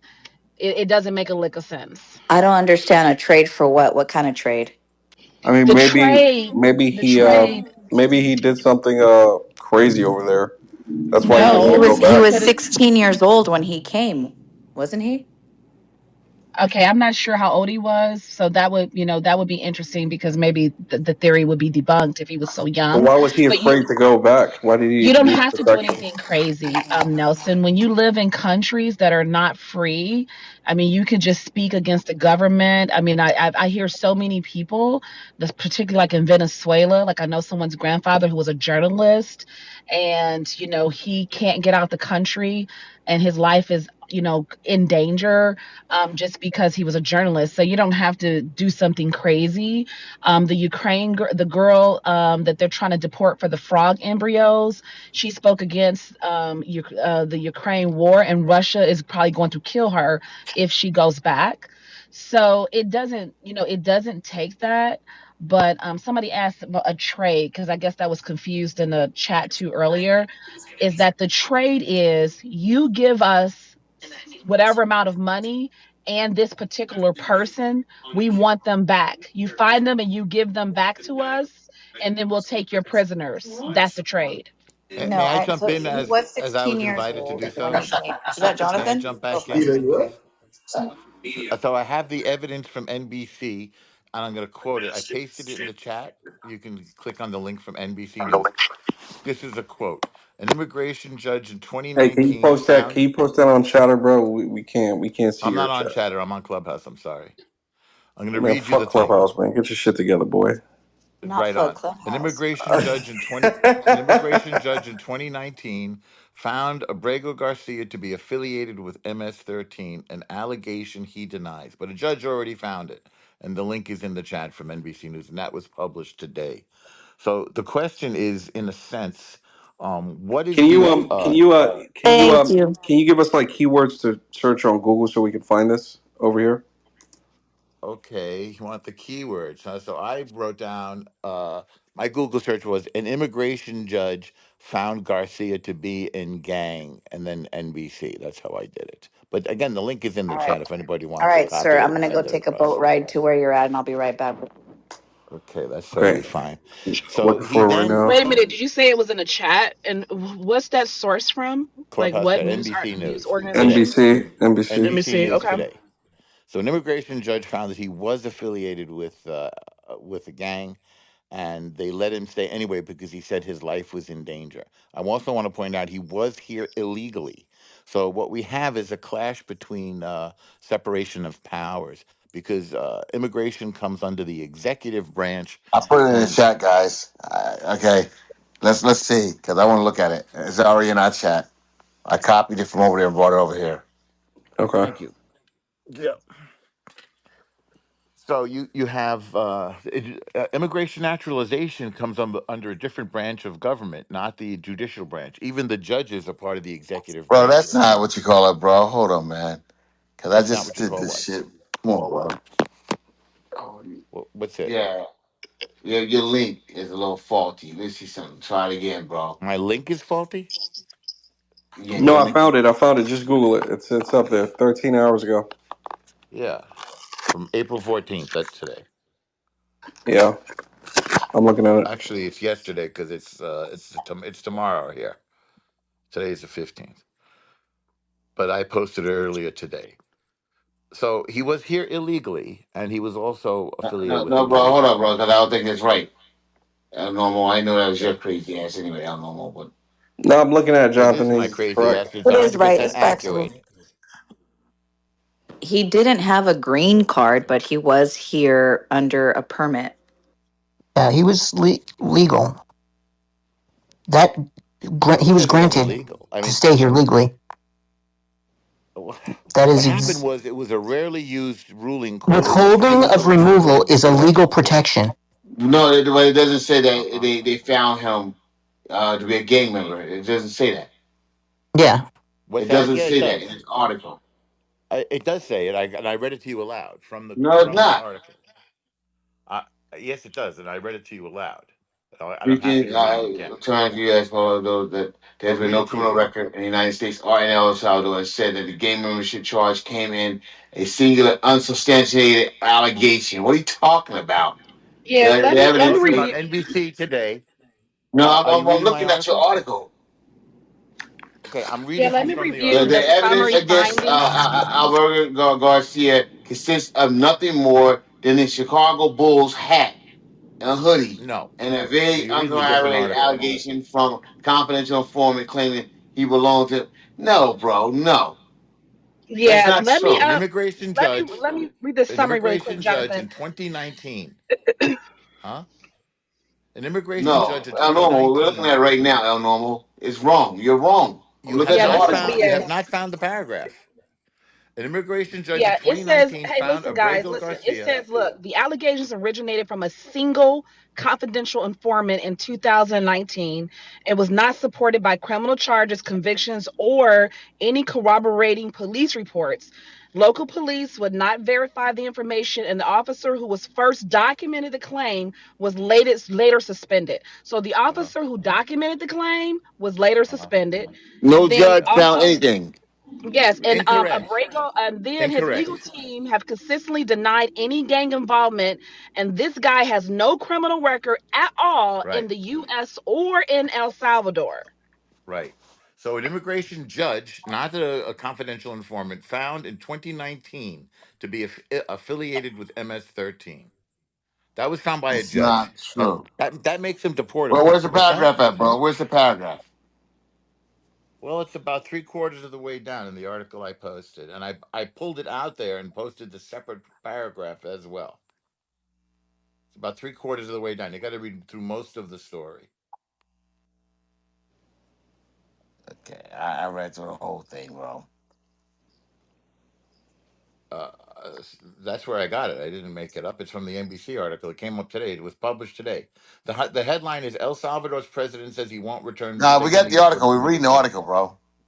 Okay, so you have to keep reading. I would say it's after the break. Did you hit the continue reading button? Yes, I did. Okay, so the paragraph before it is. This is going all the It way says the down. Trump administration, an immigration judge had found a burglary to be affiliated. That's it.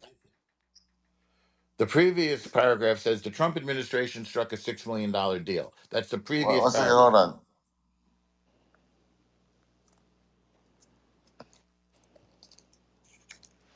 Do you see it?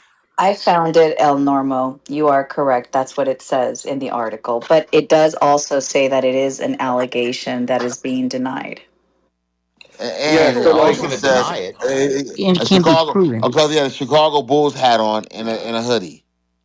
Yeah, that's not what it Yeah, says. It I'm says that not the gonna judge lie. found it. I'm reading the article, and it's like, I don't know, man. I think they possibly deported the wrong dude. What's wrong about it? I mean, it's saying here that so I'm going to read these two paragraphs. The federal judge presiding over the case seeking Abrego Garcia's return to the United States, Paula Zenas, noted that he has no criminal record in the United States or in El Salvador, and said the gang membership charge came from a singular, unsubstantiated allegation.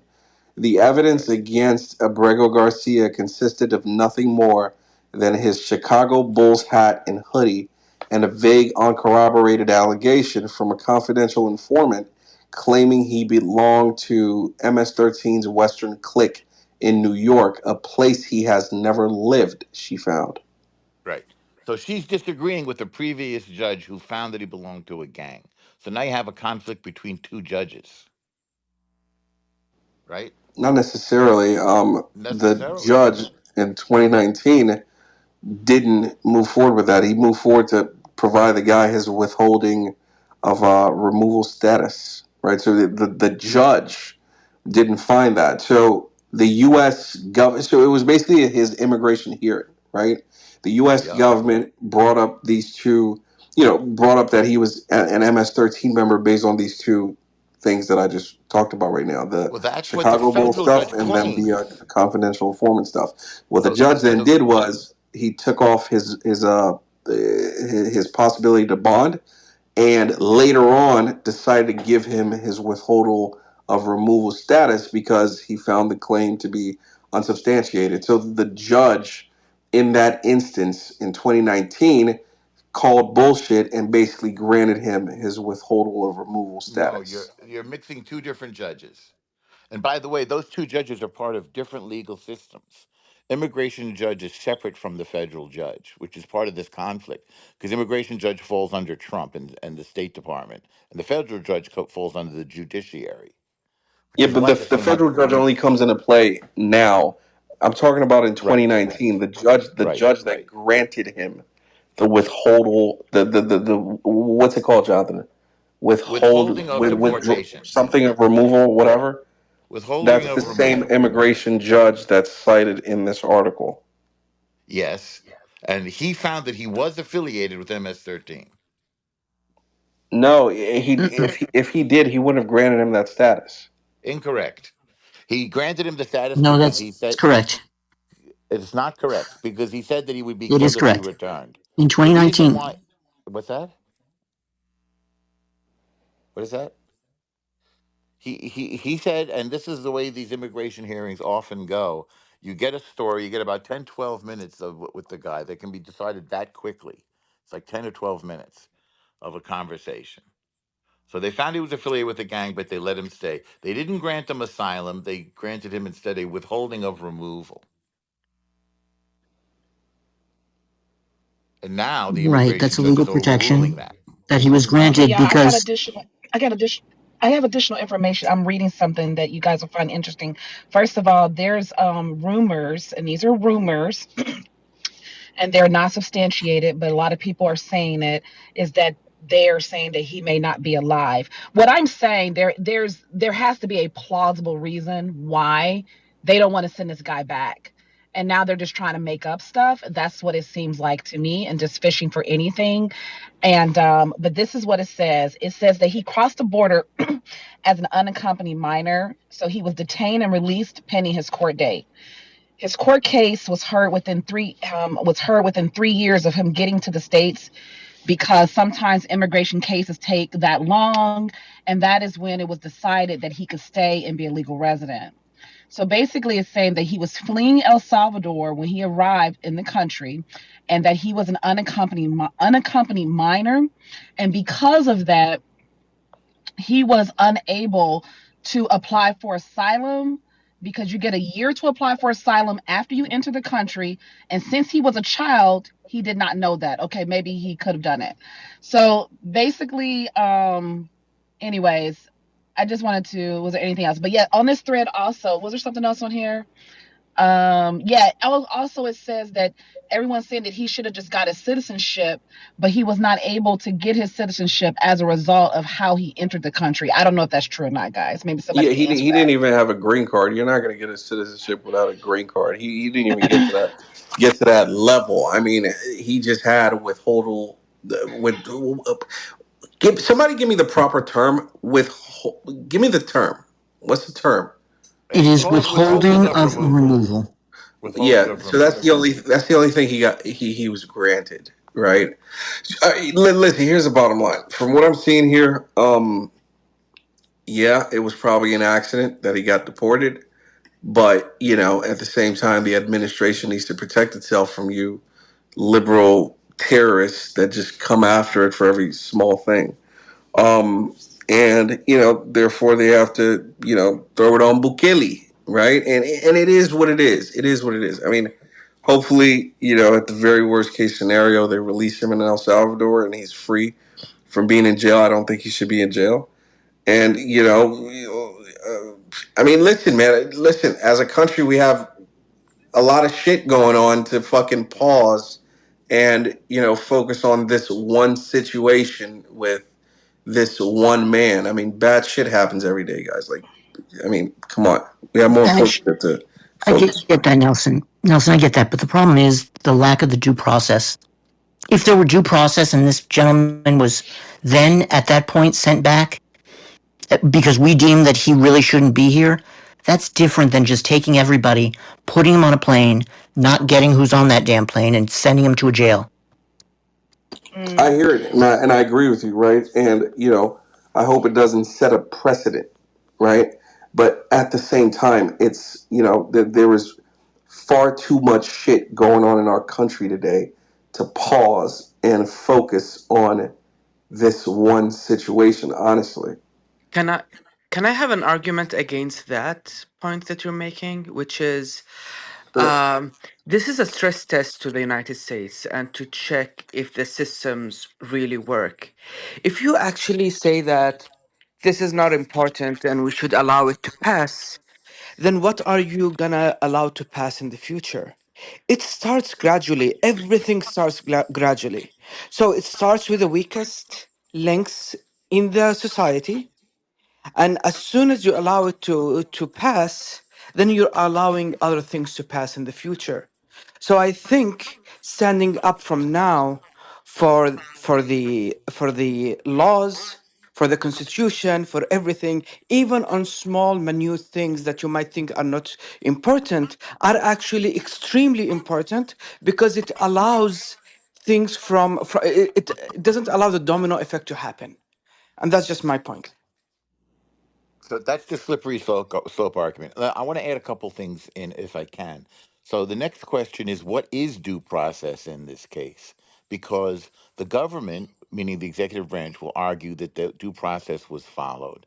The district judge disagreed and said Trump must effectuate and facilitate bringing this guy back. The Supreme Court split that baby and said facilitate. Now that's a huge difference because effectuate means Trump has to basically go get him, not Trump obviously, but a representative of the U.S. And the Supreme Court says only facilitate. That was written by the liberal justice Sonia Sotomayor, and joined with Jackson and Kagan, also two more liberal justices. Interesting that they're Right. all Read you could even say what that full monogamous. sentence with facilitate says. You want me to read the sentence from the decision? I'd have to pull it up. Do you want to read it? Okay, I thought you had it in front of you. No, I had it earlier in the day. So that's the question. Now what Sotomayor, this is from my memory, is saying is that he should be able to face his accuser essentially, which is basic criminal law, and offer a defense. Is that what you were going to say? Maybe it was. So in a criminal case, and this is not a criminal case. If you say he wasn't convicted of anything, it's not necessarily relevant because the Secretary of State Rubio is making the argument that somebody who is here in this country who's not a citizen is here at the pleasure of the State Department. There's here. It's not a right. It's a gift. It's a privilege which can be revoked at will. So now here's another thing that has to be decided. Either Bukele is just doing what Trump told him to do, which is a possibility, or Bukele really believes that this guy needs to stay in jail because he's a danger. And we don't know if in El Salvador the case against him is sufficient to jail him. We don't know that either. Obviously, they have a lot of gang members in El Salvador. So those are No, we some of the do know a unknowns. little bit more than that, El Normal. We know that he I mean, came what here we when he know. was 16. We know that he came here because the reason given was that the very same gangs that they are affiliating him with were threatening his family and his family business. So they came here on asylum. And so I I did think, read that. regardless, listen, let me just tell you this, El Normal. Trump's got to bring that guy back. And if it takes the court making him go and drag him back, he's got to bring him back. You cannot That's have not these what the two Supreme Court ruled. vainglory presidents just go and do this nonsense, because what the lady before you said that you called a slippery slope, she is very accurate. Right now we have multiple cases, including a very serious stand your ground case that is going to test our interpretation of our constitution. And I'm here for it, because it's about time that we get on the same page on certain things. And I think this one needs to be returned. Like, So you're everything bringing is other pointing cases in. that this They're one not needs part. to be returned. And Trump's going to look like, respectfully, an asshole if he just throws his hands up and says, "Oh, it's Bukele." No. He doesn't want to go down like that. I don't think so. It's going to make him look weak, at least to me. This is not what the Supreme Court Diana, And So, said. you know Diana, what did you? they're, you know, just so oh, hold on one The second, guys. Supreme So Court I'm said sitting here. If you facilitate. guys just do a little bit more digging, if you're speaking on Clubhouse, you're going in and out. Just let you know. But I'm looking, and there is, and yeah, it could be a conspiracy, but everyone is speculating that he's not alive. So, guys, again, we have to sit back and dial it back a little bit. This wouldn't be, there has to be a reason why they don't want to return him. And they're going to try to say it's because he's gang affiliated, and there's no indication of that, right? He's been here for a while. He doesn't have a criminal record. He has a family. He doesn't have a criminal record in El Salvador, obviously. And he has one accusation that can happen to anybody. Okay. That can literally happen to anybody. So, and even still, it's just an accusation. And he didn't go, he wasn't found guilty. He didn't go to court for it or anything of that nature. Right. There's no indication that he's done anything bad, or there's nothing they're saying like, we know he's responsible for this, that, and the other. So, what is the reason? And we have to sit down and really think about that. Now, I'm sitting here looking, and they're saying that this terrorism place, is an extermination camp. That is not a prison. That's what they're saying. I mean, who knows, right? But they're speculating that this guy, and it's all over the internet. It's all over, not in official news sources, but all over the internet. That probably the reason is that he's not alive. That Rumors, he's, yeah, I rumors. know it's a All rumor, rumors. but hold on, it's a rumor. It's a rumor. But the thing about it is that you want to talk about this, okay? You know what I'm saying? We want to talk about this if there's a possibility. It's a rumor, and we don't know. But where's the proof of life? Where's the list of people that should not be classified information? Where are the list of people that were deported? Why don't they want to bring him back? Why did they send him in the first place? Yes, they're saying it is an accident. So regardless of all of that, at some point, you start to put two and two together. And what we're saying is that this is not innocent. There's something that is absolutely going on. Either they intentionally, did this and try to play it off as an accident, or something has happened, because it makes absolutely no sense that Trump doesn't want to fix this, right? The wife hasn't talked to him in 30 days, You know, Rashawn. the crazy Yes. thing, Diana. The crazy thing about it is his withholding of removal status, right? Like, it's not like this dude didn't even have like. I mean, he's still an illegal alien if you think about it, right? Granted, the status allows him asylum. to. Sorry. It was He came here for asylum. He Yeah, he didn't get it though. He wasn't granted he was asylum. Yeah, given a legal status to stay here, though. yeah. No. The judge Yes. found him Let me explain it a To little gangster bit work and here, let better. him Nelson, you're stay. wrong on this. One second. Let me explain it a little bit better. And Jonathan, why do you do that? Just interrupt like mid speech. Like just wait till Because someone you're finishes. because you're providing false Yeah, information. yeah, stop. You haven't even heard the You information. interrupt me all the time, Nelson. Dude, I don't. Like Dude, you do, but it's okay. I, I, Part of the I, game. I definitely don't. I don't have time for it. Right. So you don't know I'm Wait a providing minute, false Nelson. Are you information. Nelson the There we go. You don't know I'm providing false information if you don't let me finish. So let me finish, and then you can respond. Right. His withholding of removal status. Withholding of removal period is specific to one country only. You cannot be deported to this one country that you're trying to get protection from due to the high risk of you being prosecuted in that country. So that status allows you to remain and work in the US. Doesn't offer a route to permanent residency, i.e., green card. Doesn't extend to your family members. You can't even travel outside of the US and come back to the US with that status. You travel outside of the US, you can never make it back in here. Withholding of removal, again, in this case, is specific to El Salvador. He could be deported to frickin' Brazil if they would have him. And there's nothing anybody could do about it. Right? He could be deported to Nigeria if they would accept him. And there's nothing anybody could do about it. He could be deported to any country on this planet if they are willing to accept him, except El Salvador. That status protects him from being deported to El Salvador, right? Like you're borderline elite, like you don't even have asylum, dude. You know what I mean?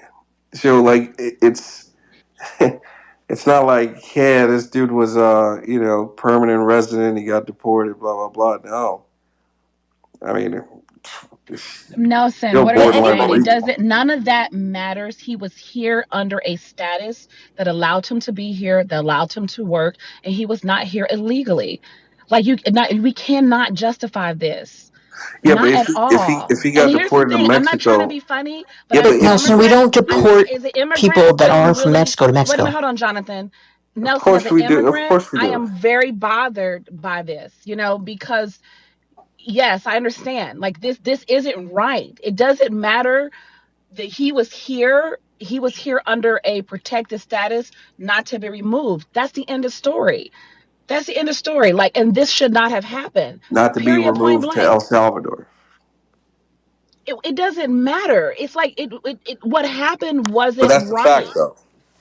So here's the thing. We are a country that allows certain things. Okay. People are able to come to this country to seek asylum, whether you agree with it or not. That's not the point.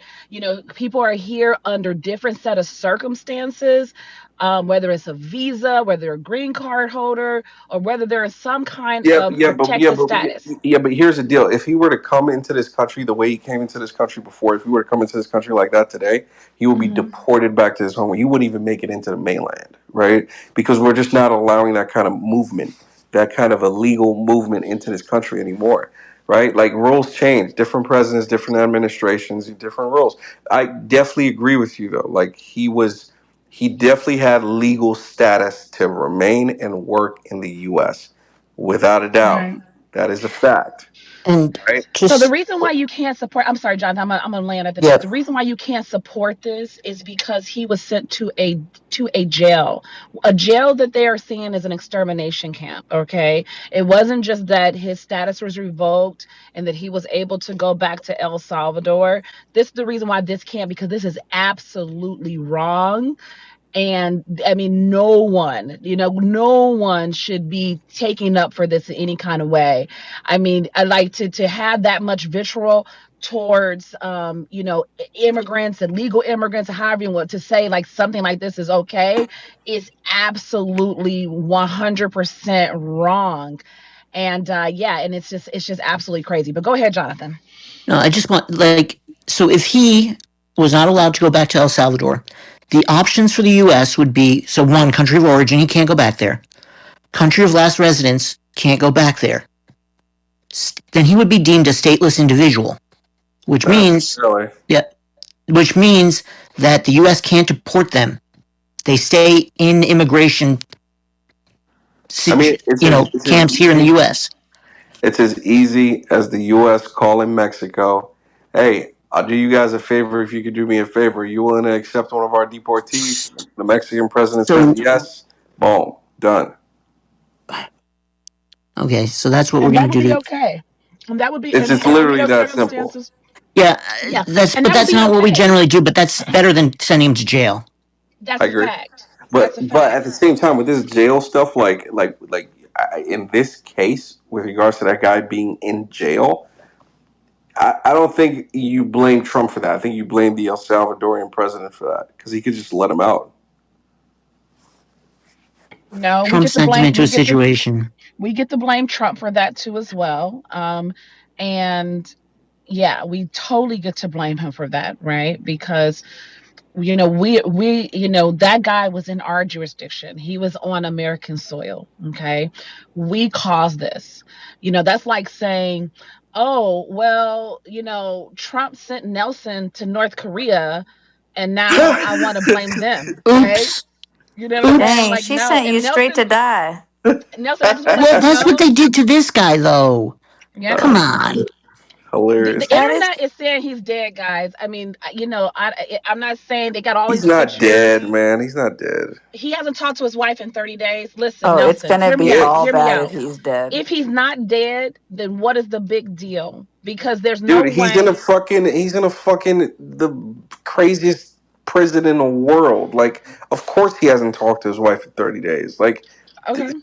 Come on. Like, he's in a. Have you seen that Senkat shit on YouTube? I don't understand why you guys are still blaming Trump though. Like run that by me one more time. Because if this was an administrative error, and look, what Nelson said is true is correct. So he was here, he came here and he received TPS, right? So that's temporary. Okay. And then when he was arrested in Maryland in the 2019, that's when instead of deporting him, right? Because El Normo was actually correct. They did hold him accountable for this.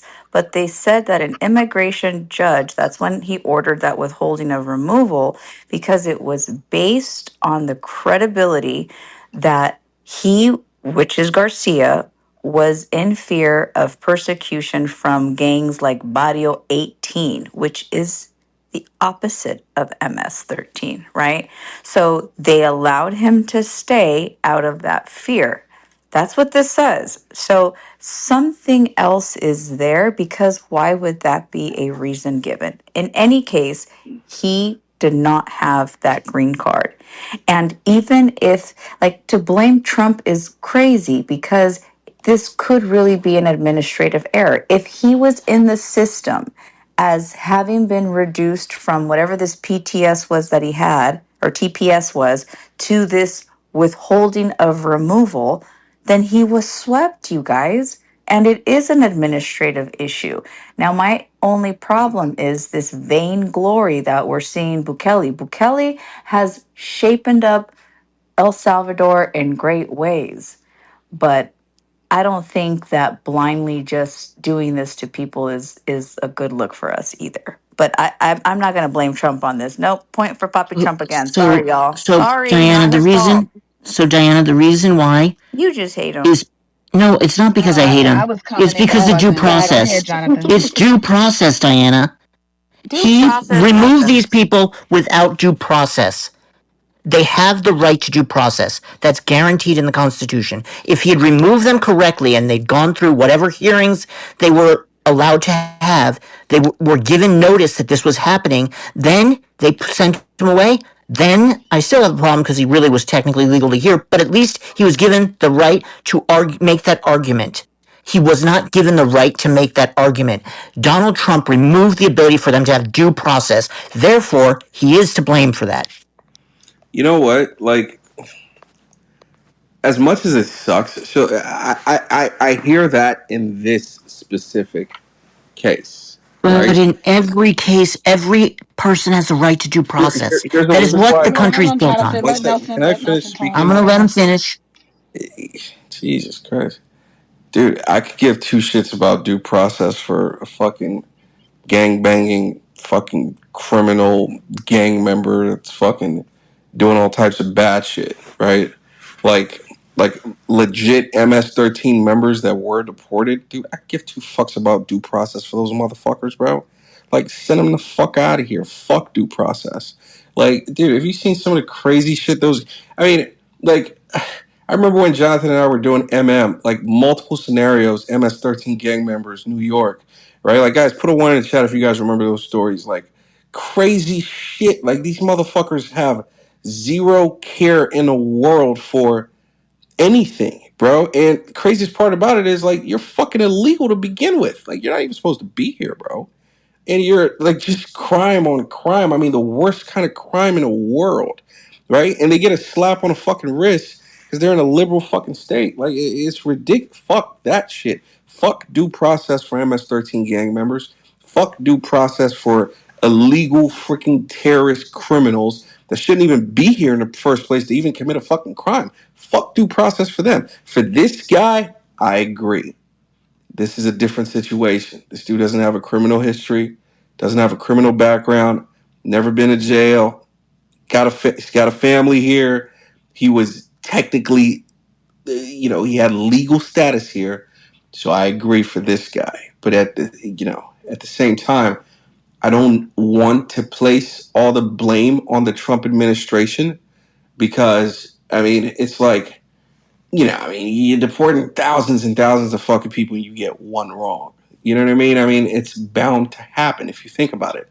But at the same time, it's just unfortunate it had to be a man like this with a family and, just good shit going on. But for the other motherfuckers, fucking criminals, fuck due process for them, bro.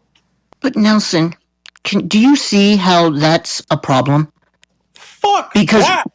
Nelson, you removed due process for one, you removed due process for you. Go tell that to the That's parents not whose true. You daughters. removed it for you. Dude, go tell that to the You do. parents whose daughters got raped by MS-13 fucking gang members. They Go, should go tell it to their they should be parents. sent away.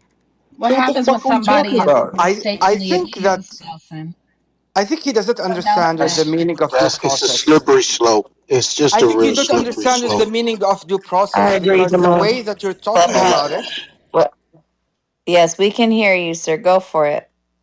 what I'm saying is I think he doesn't understand the meaning of due process because due process is first to check if the person is a criminal and he deserves a sentence and what type of a criminal they are. So if you're just saying that anyone can accuse anyone of anything, and then based on that, they will be deported and sent to jail in El Salvador, they could be innocent. But because of the system, or because of an accusation, or because of they've been there at the wrong time, at the wrong place, that means that you're saying that F them, you don't care, and they just go into Okay, all right, oblivion, let me into put So if Trump says to one the if second, Trump buddy. says to the outside. There we go. Just that's not all due process means, right?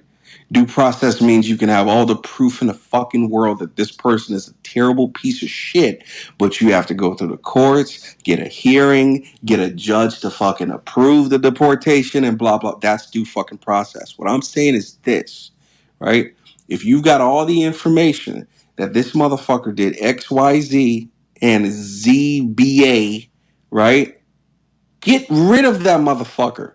Fuck due process for that motherfucker, right? But that's not If a how it dude, works, though. if, I don't care if a dude is in jail for life in prison for fucking murder and they're illegal in this country, get rid of them. But they were given due so Nelson, process then if they're in jail. you know what the problem is, Nelson, is that one day you could be walking down the street and you could be mistaken for someone else. Okay, so So dramatic. you look like someone that committed a rape or a murder, and without due process, if you were just allowed to just be, deported. And that's the reason why we keep Snatched off admitting. the street and put into custody and shipped over to El Salvador. Now you're out of the country. You're out of the jurisdiction. See, here's the thing that the Supreme Court said. If he makes it back, he has a right to come back to the country. But that's if he makes it back. But the thing is, the United States government didn't say, hey, send George back here. That's not what they said. They said if George makes it back, George can get in and go through the process. So that's some bullshit. So if they just snatch you off the street and put you into a prison and say, well, if Nelson makes it back here, he is a U.S. citizen. But as long as he's in El Salvador, he's under their custody and we don't have nothing to do with it. But the And that's thing a is, fucked up they couldn't situation just to be drag in. Nelson off the street and deport him just because he It's looks so like a criminal. They would it's have so hardcore stupid. evidence. Like let's be logical. Let's be realistic It's so here. Where was the stupid. hardcore You're evidence of absolutely this correct. man? You're absolutely correct, Danny. Like it's so stupid. Over 100,000 migrants have been deported since Trump took office on January 20th, and that's as of March. By today, it's probably a lot more than that. Say 150,000 people have been fucking deported. One situation is what's getting That you we guys know all about. riled up. Is what's getting you guys all riled up that they could potentially find Nelson on the street and blah blah blah. Clearly, some level of due process is taking place, right? A lot of fucking due process is taking place to where you're hearing one situation out of 150 plus thousand people that have been deported. Clearly, a lot of due process But is what he being said taken. today was we have some homegrown criminals. That's Rolling 60 Crips. That's Pyru Bloods. That's uh, uh, Lord. There's all types of gangsters, GDs, folks. There's all types of gang members that we have homegrown. You understand what homegrown means? That means these are citizens that we want you guys to make some room and build some more prisons, and we'll ship them off of the United States premises out of the country, and now they're caught in a purgatory. What's the big deal with that? What's the big deal with that? Well, the deal is now Nelson is. We'll snatch the same way we snatch up they're terrorizing our streets. Bro, I'm So not. we're gonna Listen, send them over to El Salvador. bro, I'm not a But pyro. you're not crypto, right? Listen, I'm not a pyro. Pyru, I'm you not a. gotta I'm not. Jamal, you're Jamel, breaking you're up, bro. breaking up. All right. See, I'm not a pyro. I'm not a rolling 60s and the other stuff that you mentioned. Okay. But you And could look like one. That yeah, and yeah, but that was my point. I've got fucking ID. I've got fucking ID and a social security number. I'm good. I'm No, no, straight. no. That's not the Okay. point. No, So listen, let me Nelson. finish talking Sorry. to the other guy. Right. Okay. Okay. I got a social security number. I got ID, et cetera, et cetera. I'm good. Never gonna No, happen. you're not. I'm You're not, definitely good. Nelson. I'm 100% good. All right, cool. Now going back to the other guy. I'm not a rolling Nelson, 60s. What the fuck? Jesus Christ. I'm sorry. I thought you were done. So Jamal, I'm not a rolling 60s. I'm not a pyro. I'm not a crip. I'm not a blood. I'm not any of that shit. Okay? For the people that decided to pursue that path in life, it has consequences, which typically have you end up in prison for a very, very long fucking time and doing bad shit to other citizens and affecting their families. Right? You kill one person, it affects a bunch of people. Okay? So if our president says, you know what, you are a homegrown terrorist, you have negatively affected the lives of good American citizens that obey the law, live their lives the right way, et cetera, and they want to deport your ass to fucking not even deport, just move you to El Salvador to spend some time in prison over there. Shit, I don't give a fuck. I mean, why am I supposed to give a Right, fuck? but I'm now, not. now, now, Wait a minute. Hold watch on, this. Jamel. Wait. You chose to live your life like a goddamn piece of shit. Damn, why keep Okay? getting Talking, You he's chose. talking to me. I want to say something. Let me make a point. Finish. what? God damn, bro. You came from Clubhouse. Welcome to Chatter, man. Mute your goddamn mic. Let me finish. And then I'll We mute thought my you mic. were finished, Nelson. Quit being Damn. There we go. All right. So you chose to live your life like a piece of shit. I chose to live my life the right way. I'm not going to give 10 fucks if they're deporting your ass to fucking CCOT. Matter of fact, if they're putting you in Guantanamo or dropping you 500 in the goddamn Mariana Trench, I'm not going to give two fucks. You decide to do that with your life. That's your goddamn business. There we go. Nelson, you ever forget your Okay, wallet at now the hold on. Wait a office? No, minute, wait a hold minute. on, Let me just, Jonathan and let me just touch this Damn, real get them quick. one at Sean, a sorry, Jonathan, time. one Sean. at a Please let me time. touch it. I just want to No, touch it. wait a Let second. me So, touch it, Nelson. so baby. what Nelson is saying, we Hold on, let me understand what go he's do the saying. Nelson. Where's the Nelson at? The there you Well, go. hold on. There you go, Jamel. I said wait a There second. you She's go. got the big mic, Jamali. Hold on a second. Yeah, just wait a second because you're going in a direction, and I wanted to stay here for a second because we were talking about my point, and I want to make sure Nelson understands this. Is that Nelson, it's not about your social security card, it's not about your ID, it's about the fact that you could be mistakenly identified because you look like someone who has committed a crime, and yes, that means you could go to jail and end up, in and being Rarely innocent, to and that never happens. and that it happens a lot. Girl, No, just it mute your doesn't. mic. No, it Danny, No, mute your it doesn't. mic for a does, second. Danny. It Danny, mute your doesn't. mic for a second.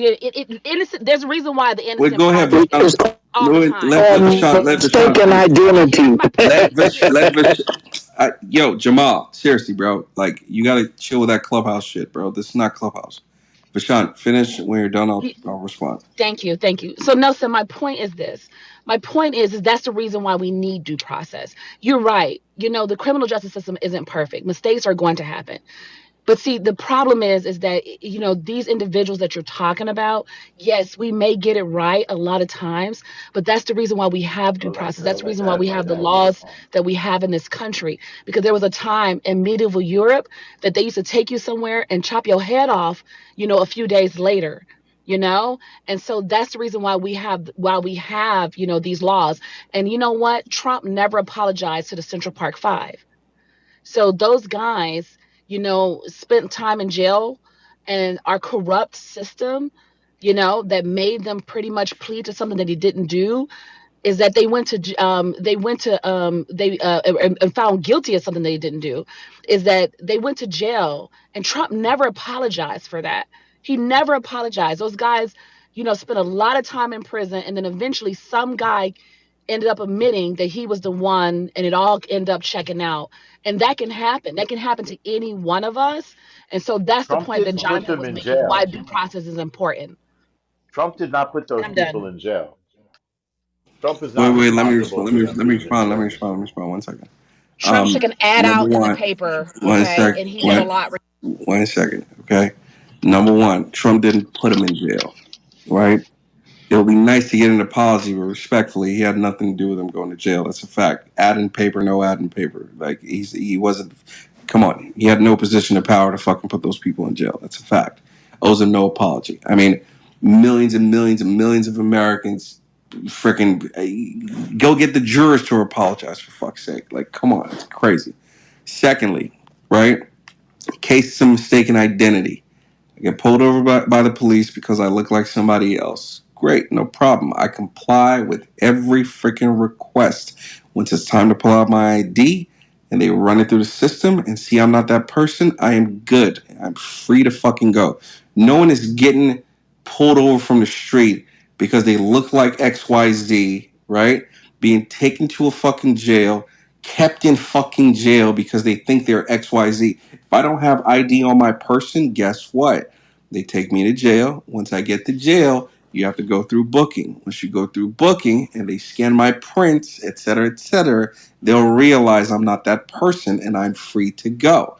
Right? So like it's Not always. total. There's no fucking not always. Are we in fucking Nigeria? Like what? And you know what? That's Yeah, due but process. see, And that's No, seriously. Sometimes you guys just like to say stuff to like fit your narrative. Like We're in No, America, we're not, right? Like Nelson. We're there's no trying to prison. explain There's something to no you. prison in this country. There's no jail in this country that you go to that you don't check in and do the booking stuff from the minute Nelson. that officer drops you in jail. Nelson, I got pulled And over. I Nelson, didn't and have that's my a part license of on due me, Let and I me come. spent 2 Let process. me nights in come jail. in here. You Let a me come in here, dumbass for not guys. having your license on you. God damn But it! there Guess was what? I now left it you in my guys woke office. up You could leave it Harvard. in your Damn. office and So you're But why were you kept in jail? Tell me. because I wasn't in the system, I didn't have my prints in the system, I didn't have my ID on me, and I wasn't allowed to call until Monday Why did they take you? What was the because reason? I was driving without my seatbelt on. Yeah, you did a fucking crime. There's no mistaken identity. I didn't have my, so, but I was kept in jail. Yes, you did a Oh my fucking God! crime, bro. I'm saying that if you don't have Jonathan, your you license lost on that you, you one, can. Jonathan. Come on. Like this motherfucker committed a I crime know and he wasn't even getting I in was jail. pulled over. It was my fault, but I shouldn't have gone to jail. I Driving didn't have without a my license, license on me driving because without I a didn't. license, driving without a fucking seat. Be like, come I on, could. what the fuck are we Come on. talking I about? was literally parking my car. You lost a point, Jonathan. You yeah, sure That's Jonathan, did. you fine. I lost don't a care. The point. point is, Jonathan, go I be was. cute on mute for a little bit. You're I'm on not gonna be cute timeout on with mute. that one. I'm You're not on gonna be cute timeout. on Guys, mute So, because guys, the so, can, point. so can I can I Nelson, come in The here? I point. want to be clear to you that we have something called a lineup. It's not about they can't just exonerate you because they took your prints, bro. Okay, if somebody says they saw you, that's an eyewitness account. And even if there's not evidence to corroborate that, that doesn't mean that you get to go free. But Get a what you're good lawyer. talking about, Get a good lawyer, what you're you'll be talking fine. hold on, what you're talking about is the booking process, and that is a part of due process. Okay, that is a part of due process where you're read your rights and you have a right to an attorney and all these different things, and you have all these different things. That is a part of due process. And what you're suggesting is that by mere fact, because someone is accused and you believe they have done some of the most heinous things in this country, that they don't deserve due process. And the problem with that is there's a reason why we have it, because ultimately we have a provision that you are innocent until proven guilty, and that is our Constitution, and those are rights. And so sometimes I'm really questioning, particularly the right, is when they're saying things that are just directly against our Constitution. And then I have to ask a question: do you guys don't believe in our Constitution? Is that what it is? That Okay, we just want to let me respond. Let me respond go because ahead? you're I'm on Earth. You're on Mars. We're talking about two different things, right? What I spoke to earlier, right, was on deporting, right, illegal aliens that have been convicted for heinous crimes. Due process led to them being convicted. Due process led to the guy whom I gave an example of committed fucking murder, spending life in prison. Due process led to that idiot getting to that position to where they're spending life in prison. They've already gone through the process. What I'm saying is get rid of those motherfuckers. There's no need for additional due process of should we deport this illegal alien that murdered a bunch of people and is now spending life in prison. There's no need for additional due process there. Because they've Get already gotten the due process. get Oh, we You're, wasn't you're having the right. same That wasn't. conversation, That's not the. Nelson. Yeah, we no. weren't having the same conversation. There is due process when it comes to deportation. I'm saying that's not necessary for a fucked up criminal like that that's already been convicted and spending his life in prison. That's what I was saying. So I'm bringing us all back to earth now. So If let's he's stay on point. illegal and he commits a crime, then he's going to get, I mean, that's going to, like, he's going to get deported if he's illegal. Like, you know what I mean? And I mean, you're right. There's sanctuary cities and whatever, but they're not. I don't think they're protecting criminals to that extent. But we were having two totally different conversations, Nelson. And now that you've cleared that up, that does seem a lot better, because what it seemed like is that just on mere what's actually happening now, because that's not what's happening. What's happening is that immigration and ICE, they're going to places of business and things of that nature and rounding people up, and those are the people that they just threw on the plane and sent over to El Salvador. And that's the reason why we had this mistake, because there was no due process. But I get what you're saying, but I think we were just having two different conversations. You're talking about people who have already been convicted in a court of law, and there's provisions by just mere fact of that for them to be deported back to their country of origin. I'm glad we Emptying I'm prisons out glad and he sending to cleared that up. CCOT. Nelson, thank you for clearing that up. I was beginning to look at you side eye. I'm like, what's my brother talking about? You know, because what's going on here with these guys is that they're identifying people based on their tattoos. And once you get a tattoo, they believe that you're a member of a gang. They throw you on the plane. So this guy here has a tattoo.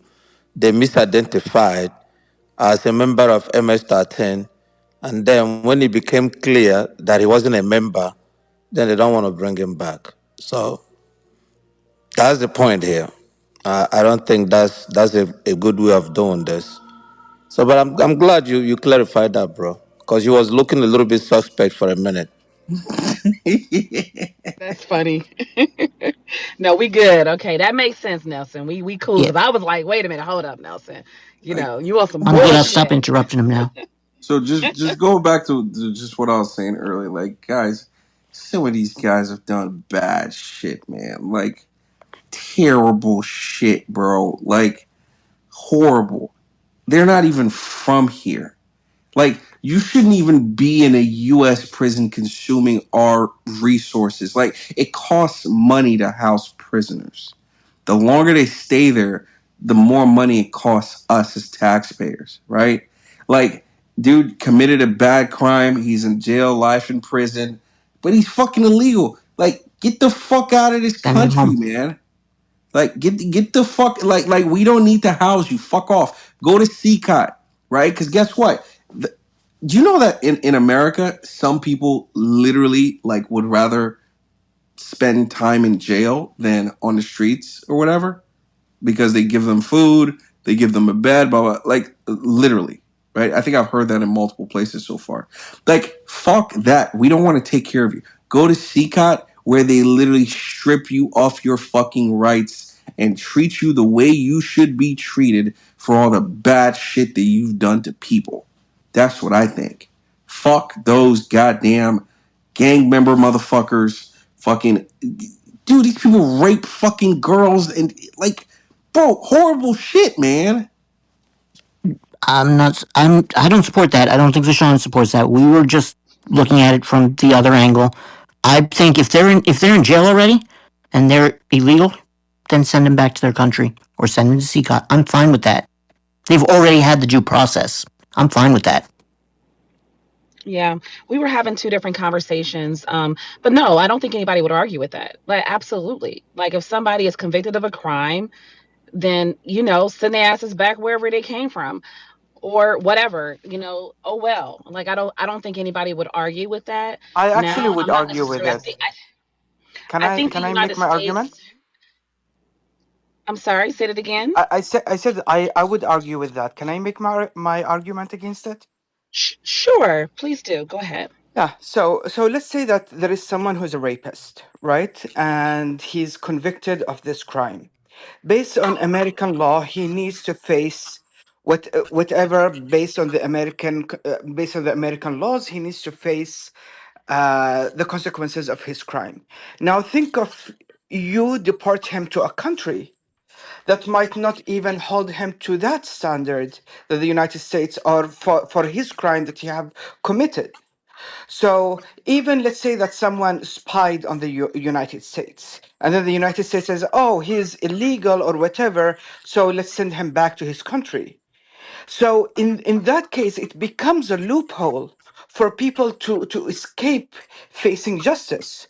Don't you want to make sure that if someone committed a crime in the United States, that they face the justice in the United States and face the consequences of it, rather than them going to a third world country where maybe they can pay money and get out of it, or like Escobar when he asked to build like this fancy prison for him so he would serve his sentence with a view over the ocean. And so what I'm saying is, when someone commits a crime, America has laws, and based on those laws, those laws needs to be enforced on them, not to export those problems outside while you don't know if they are going to face really the consequences of their actions.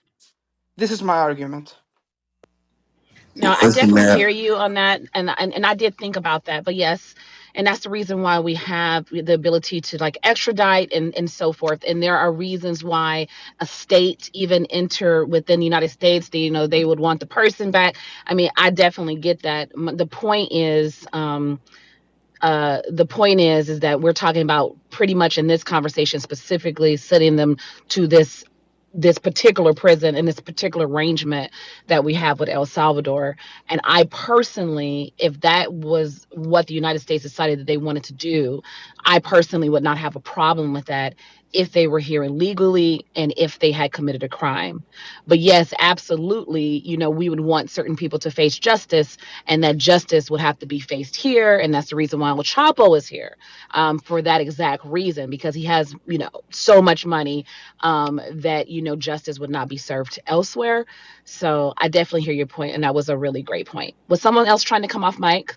I would like to say that yes, it's a good point, but still, even today, during the beginning of the show, it was presented as if Trump had deported a legal resident of the United States. And that just wasn't true. And even when you look at it from what the gentleman on the other side is saying, he's speaking as if administratively there wasn't any due process at all. And even though the administration is saying that they're agreeing that it was an administrative error only because the withholding of removal should have barred him from being sent to El Salvador, the fact that he had on his record that he had been moved from TPS to the withholding because of a gang affiliation matter that was not technically fully resolved, you could see how this could have been what they're saying, which is administratively, yes, he was swept. I've given the example in my own hometown in the 90s when they were dealing with gangs here in LA County. They would do sweeps, and yes, some of us would get detained. Why? Because we lived in that area, so we hung out in the area. But if we don't do anything to try and get this guy back, then it's on us. Because in his case, now I'll throw the question out there.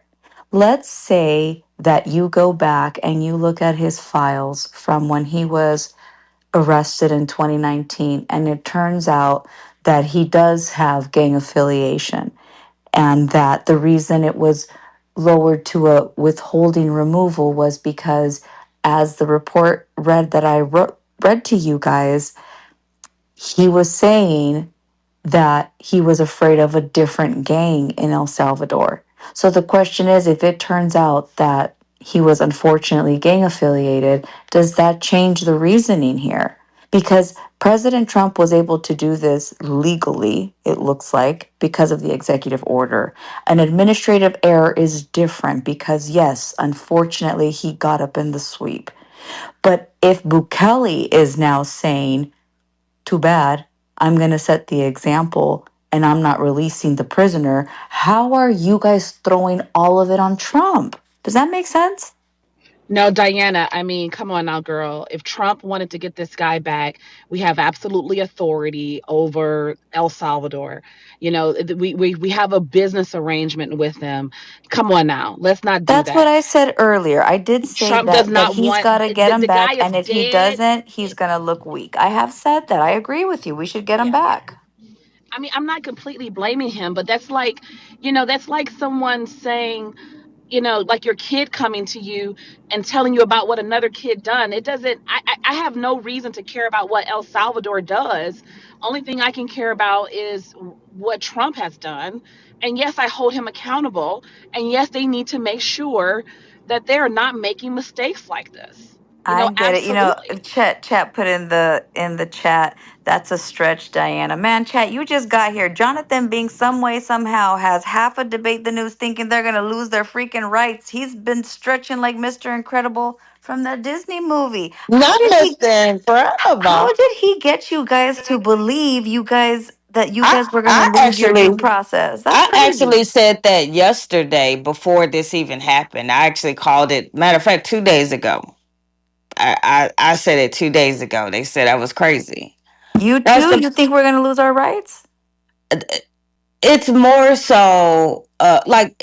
The thing is, if they can just send people that look like criminals to CCOT, what you think they're gonna do to black people, black and brown people? And can People I already add? think we look like criminals. Heaven forbid you have a tattoo. Yeah, like all that, and then on top of that, I don't know if y'all remember his first term, Trump's first term, but I was working at Catholic Charities and I had a shelter for women veterans. But when he started doing the whole unaccompanied minor thing and splitting up families, you know why he was doing that? Because there was no process. He just picked these people, had them picked up and separated. He didn't have a process. There are some children that still have not found their parents. So I don't trust him to have a process. I just trust him to do what he says he's gonna do. Because that's what y'all said. Trump does what he says he's gonna do. And that man literally said today and doubled down that he has criminals from within that he wants to send to CCOT, or they need to build more CCOTs so he can send actual Americans to a foreign country for their jail sentence. I don't understand how that doesn't raise any type of alarm.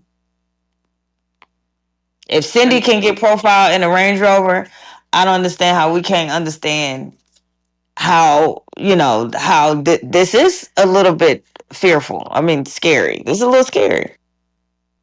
you can add to Sassy it fan, I that see you have he. your hand up. Did you want to jump in really quick? I just saw the title and what you guys are saying. Is America going a little bit crazy at the moment? What is Yes, happening? ma'am. Do you know what that sounds to our ears when you guys talk like this? It's like, what the hell? Did you vote for that? Oh my lord. Save America, please. I don't know how to even react to stuff like that.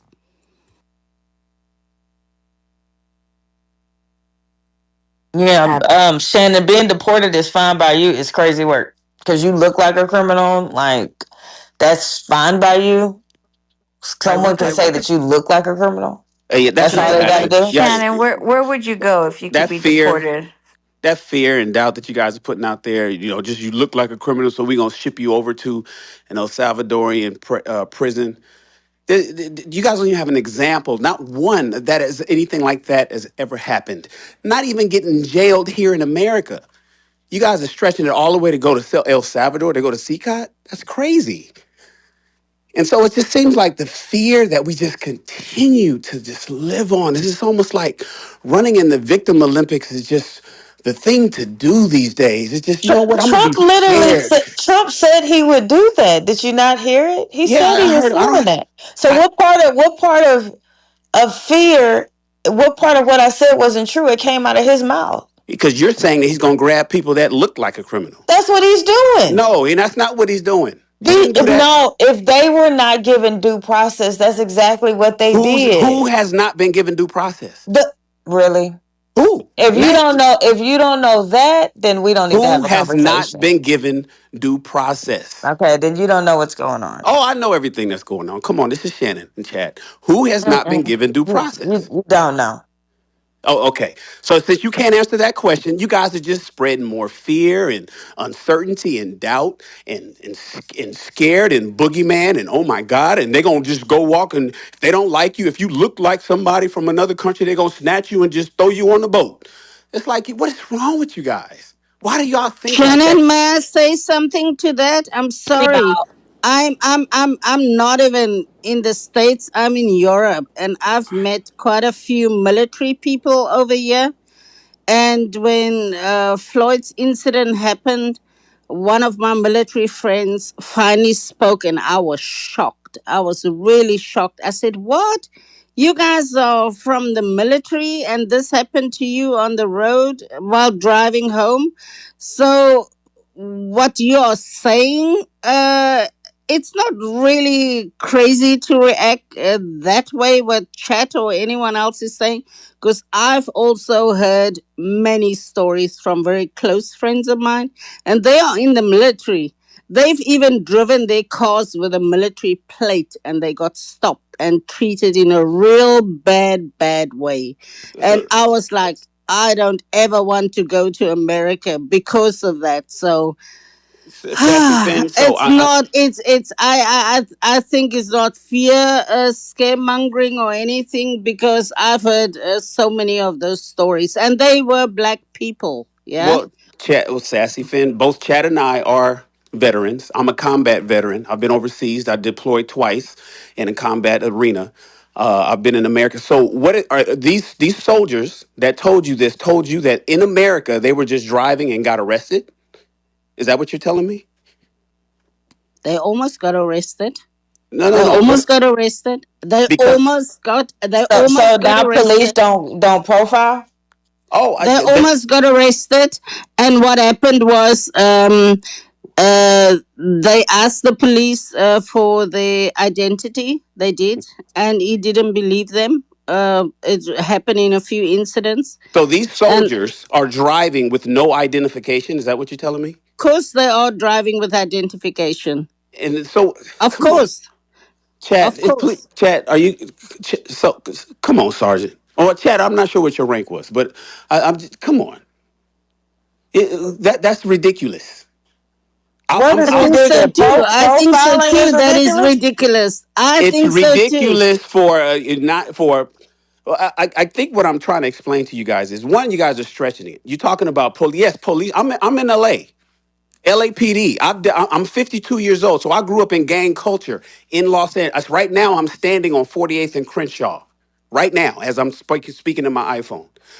I grew up in Crip neighborhood. I know all about profiling. I dealt with Los Angeles Sheriff Department. I dealt with the LAPD. When y'all was watching Colors and Menace to Society, I was a part of that. I've I never know what seen any of those profiling is. movies. Huh? She said we're old, Shannon. That's all. I've never Yeah. seen any of those movies. Oh my goodness. So okay. Anyways, so if you haven't seen Colors, that's a good one to watch. The point is, I know what you guys mean when we're talking about profiling. I understand profiling. I understand getting your ass whooped by the police. I had it done to me in Pasadena.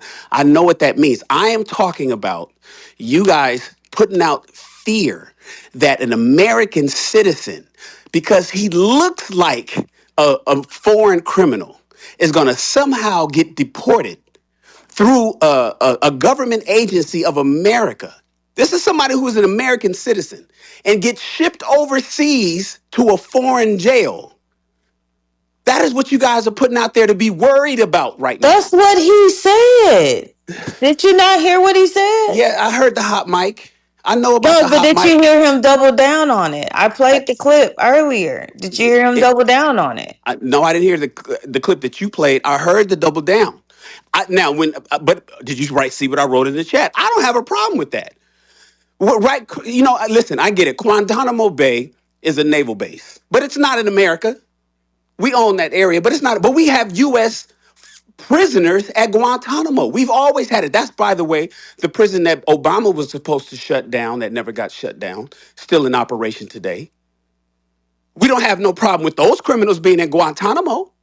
Why do we necessarily have to have a problem with the worst Because of them? they had due process. But all of our prisoners will have due process. No, they don't. What makes see you guys are adding extra stuff just to make your point. No. Listen, I get the need to be right is necessary for some of No, you guys, but but Shannon, we can talk about listen to me. tonight's case though. Let's So just hear talk me about out. tonight's case So though, because tonight's that's an case, example. okay. Yeah, that's an Even if example. so, okay. So there's two different things. The The case with the court's guy. 5-4 ruling Monday night requires those challenging Trump's use of the Alien Act to rely on a complicated and rarely successful legal process known as habeas corpus, and to potentially file those claims in some of the most conservative federal courts in the nation. That judge told Trump to pause on sending them to CCOT initially until they figure out what was going on.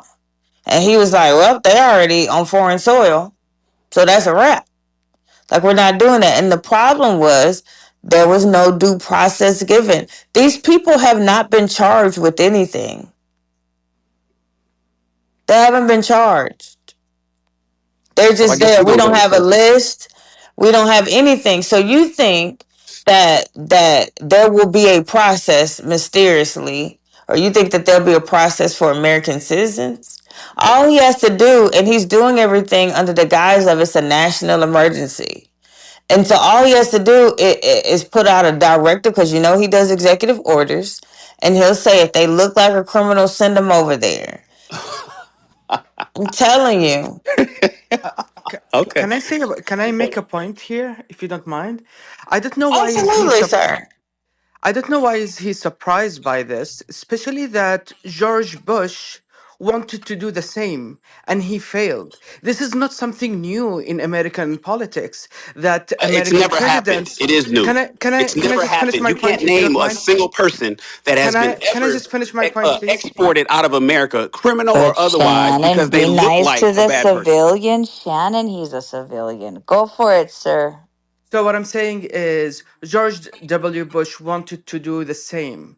And what I'm saying right now, and this is the most dangerous thing, is Donald Trump is accusing his political rivals of being criminals. And he is talking about sending American citizens outside of the United States. This Great sounds point. like can I just finish the point?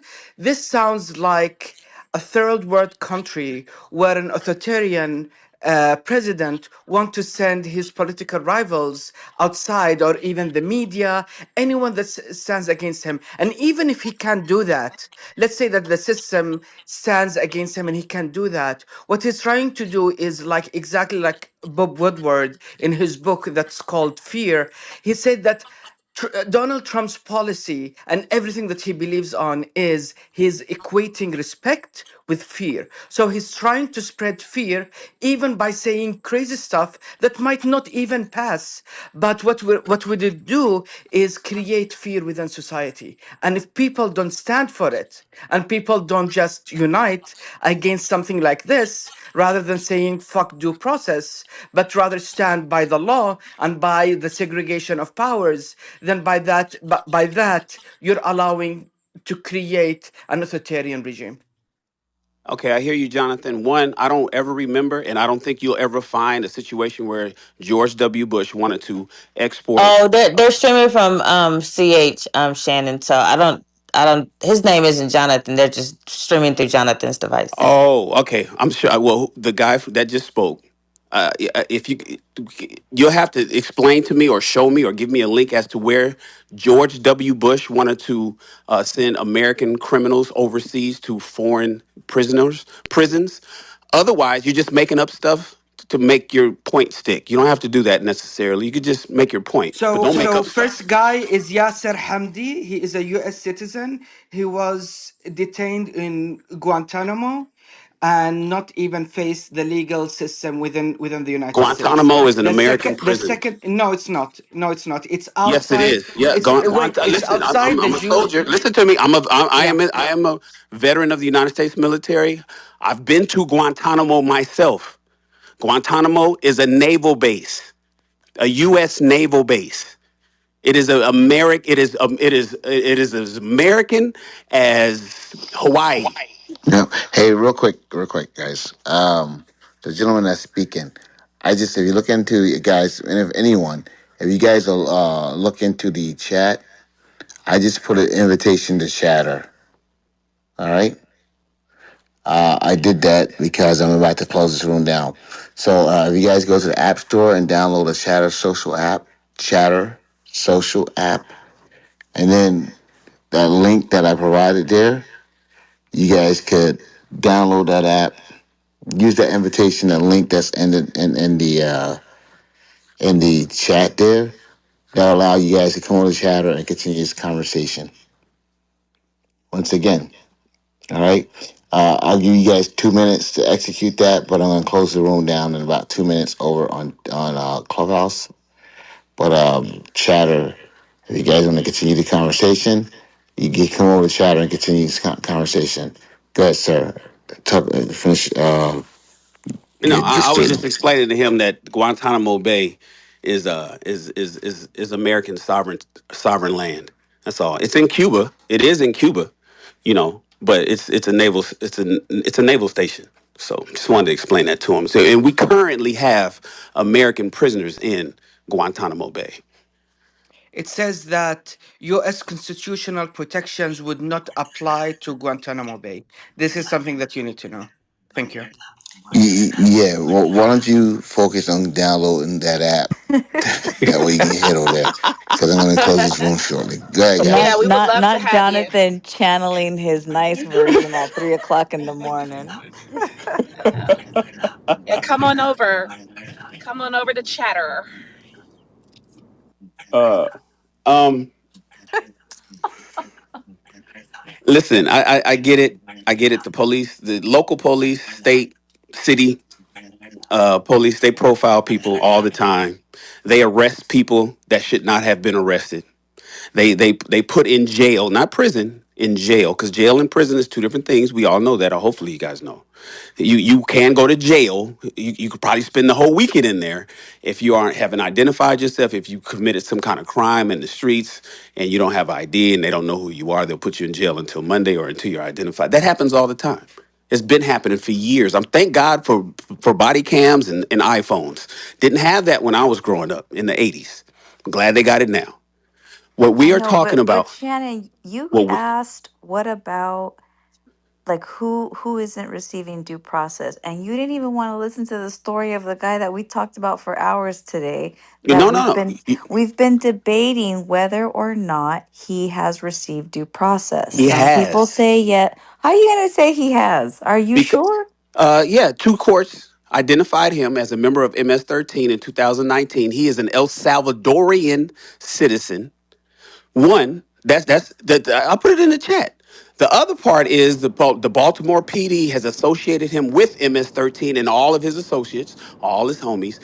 Add the tattoos, and you guys are sitting around calling him an American citizen. He's That's not. untrue. Shannon, they Shannon, that's said the not homie true. was. Hold, I'm gonna pass it right to you, Vishan. You Yeah, sorry. see, Shannon, they said the homie was only wearing a freaking jersey and a baseball cap. Take it, Vishan. Yeah, so Shannon, we debunked that. We looked into that. It was a single informant or someone along that lines that identified him, but there was nothing to corroborate it. There was no evidence. So somebody's mic is open. Oh.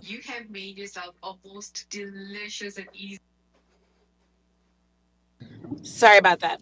No, Mhm. yeah. So there's nothing to corroborate that. It was a single person in Mute play. 2019 that identified him, and it was quickly dismissed. And also the officer that was involved in that investigation was eventually suspended because that officer was doing things that he shouldn't have done. Okay, what does So that have to do yeah, with? so that the whole point is that he never had a record here. He never had anything back in El Salvador. The bottom line is that the conversation that we were having today was really just kind of understanding the minutia of what happened. And he was here on a protected status. He did not have full legal status here. He didn't have a green card, but he had the right to work and he had the right to be here, and that he was accidentally deported, and we have some theories around that, and now they don't want to bring him back. And the issue that we have was what we were talking about is just that if due process, would have happened in the way that it is supposed to, that this would have been prevented, but that Trump is circumventing a lot of things and skipping over things in his policies, and that was really what the conversation was about. So just wanted to catch you up. All right, guys. So, I'm about to close the room down. I gave you guys the time to go ahead and download the app. Um, so I'm going to go ahead and close it down. If you're listening to us at home, this concludes the podcast for the night. But we're going to continue the conversation on Chatter Social. Thank you. So is he mean on the other profile where it looks like he's about to have a heart attack?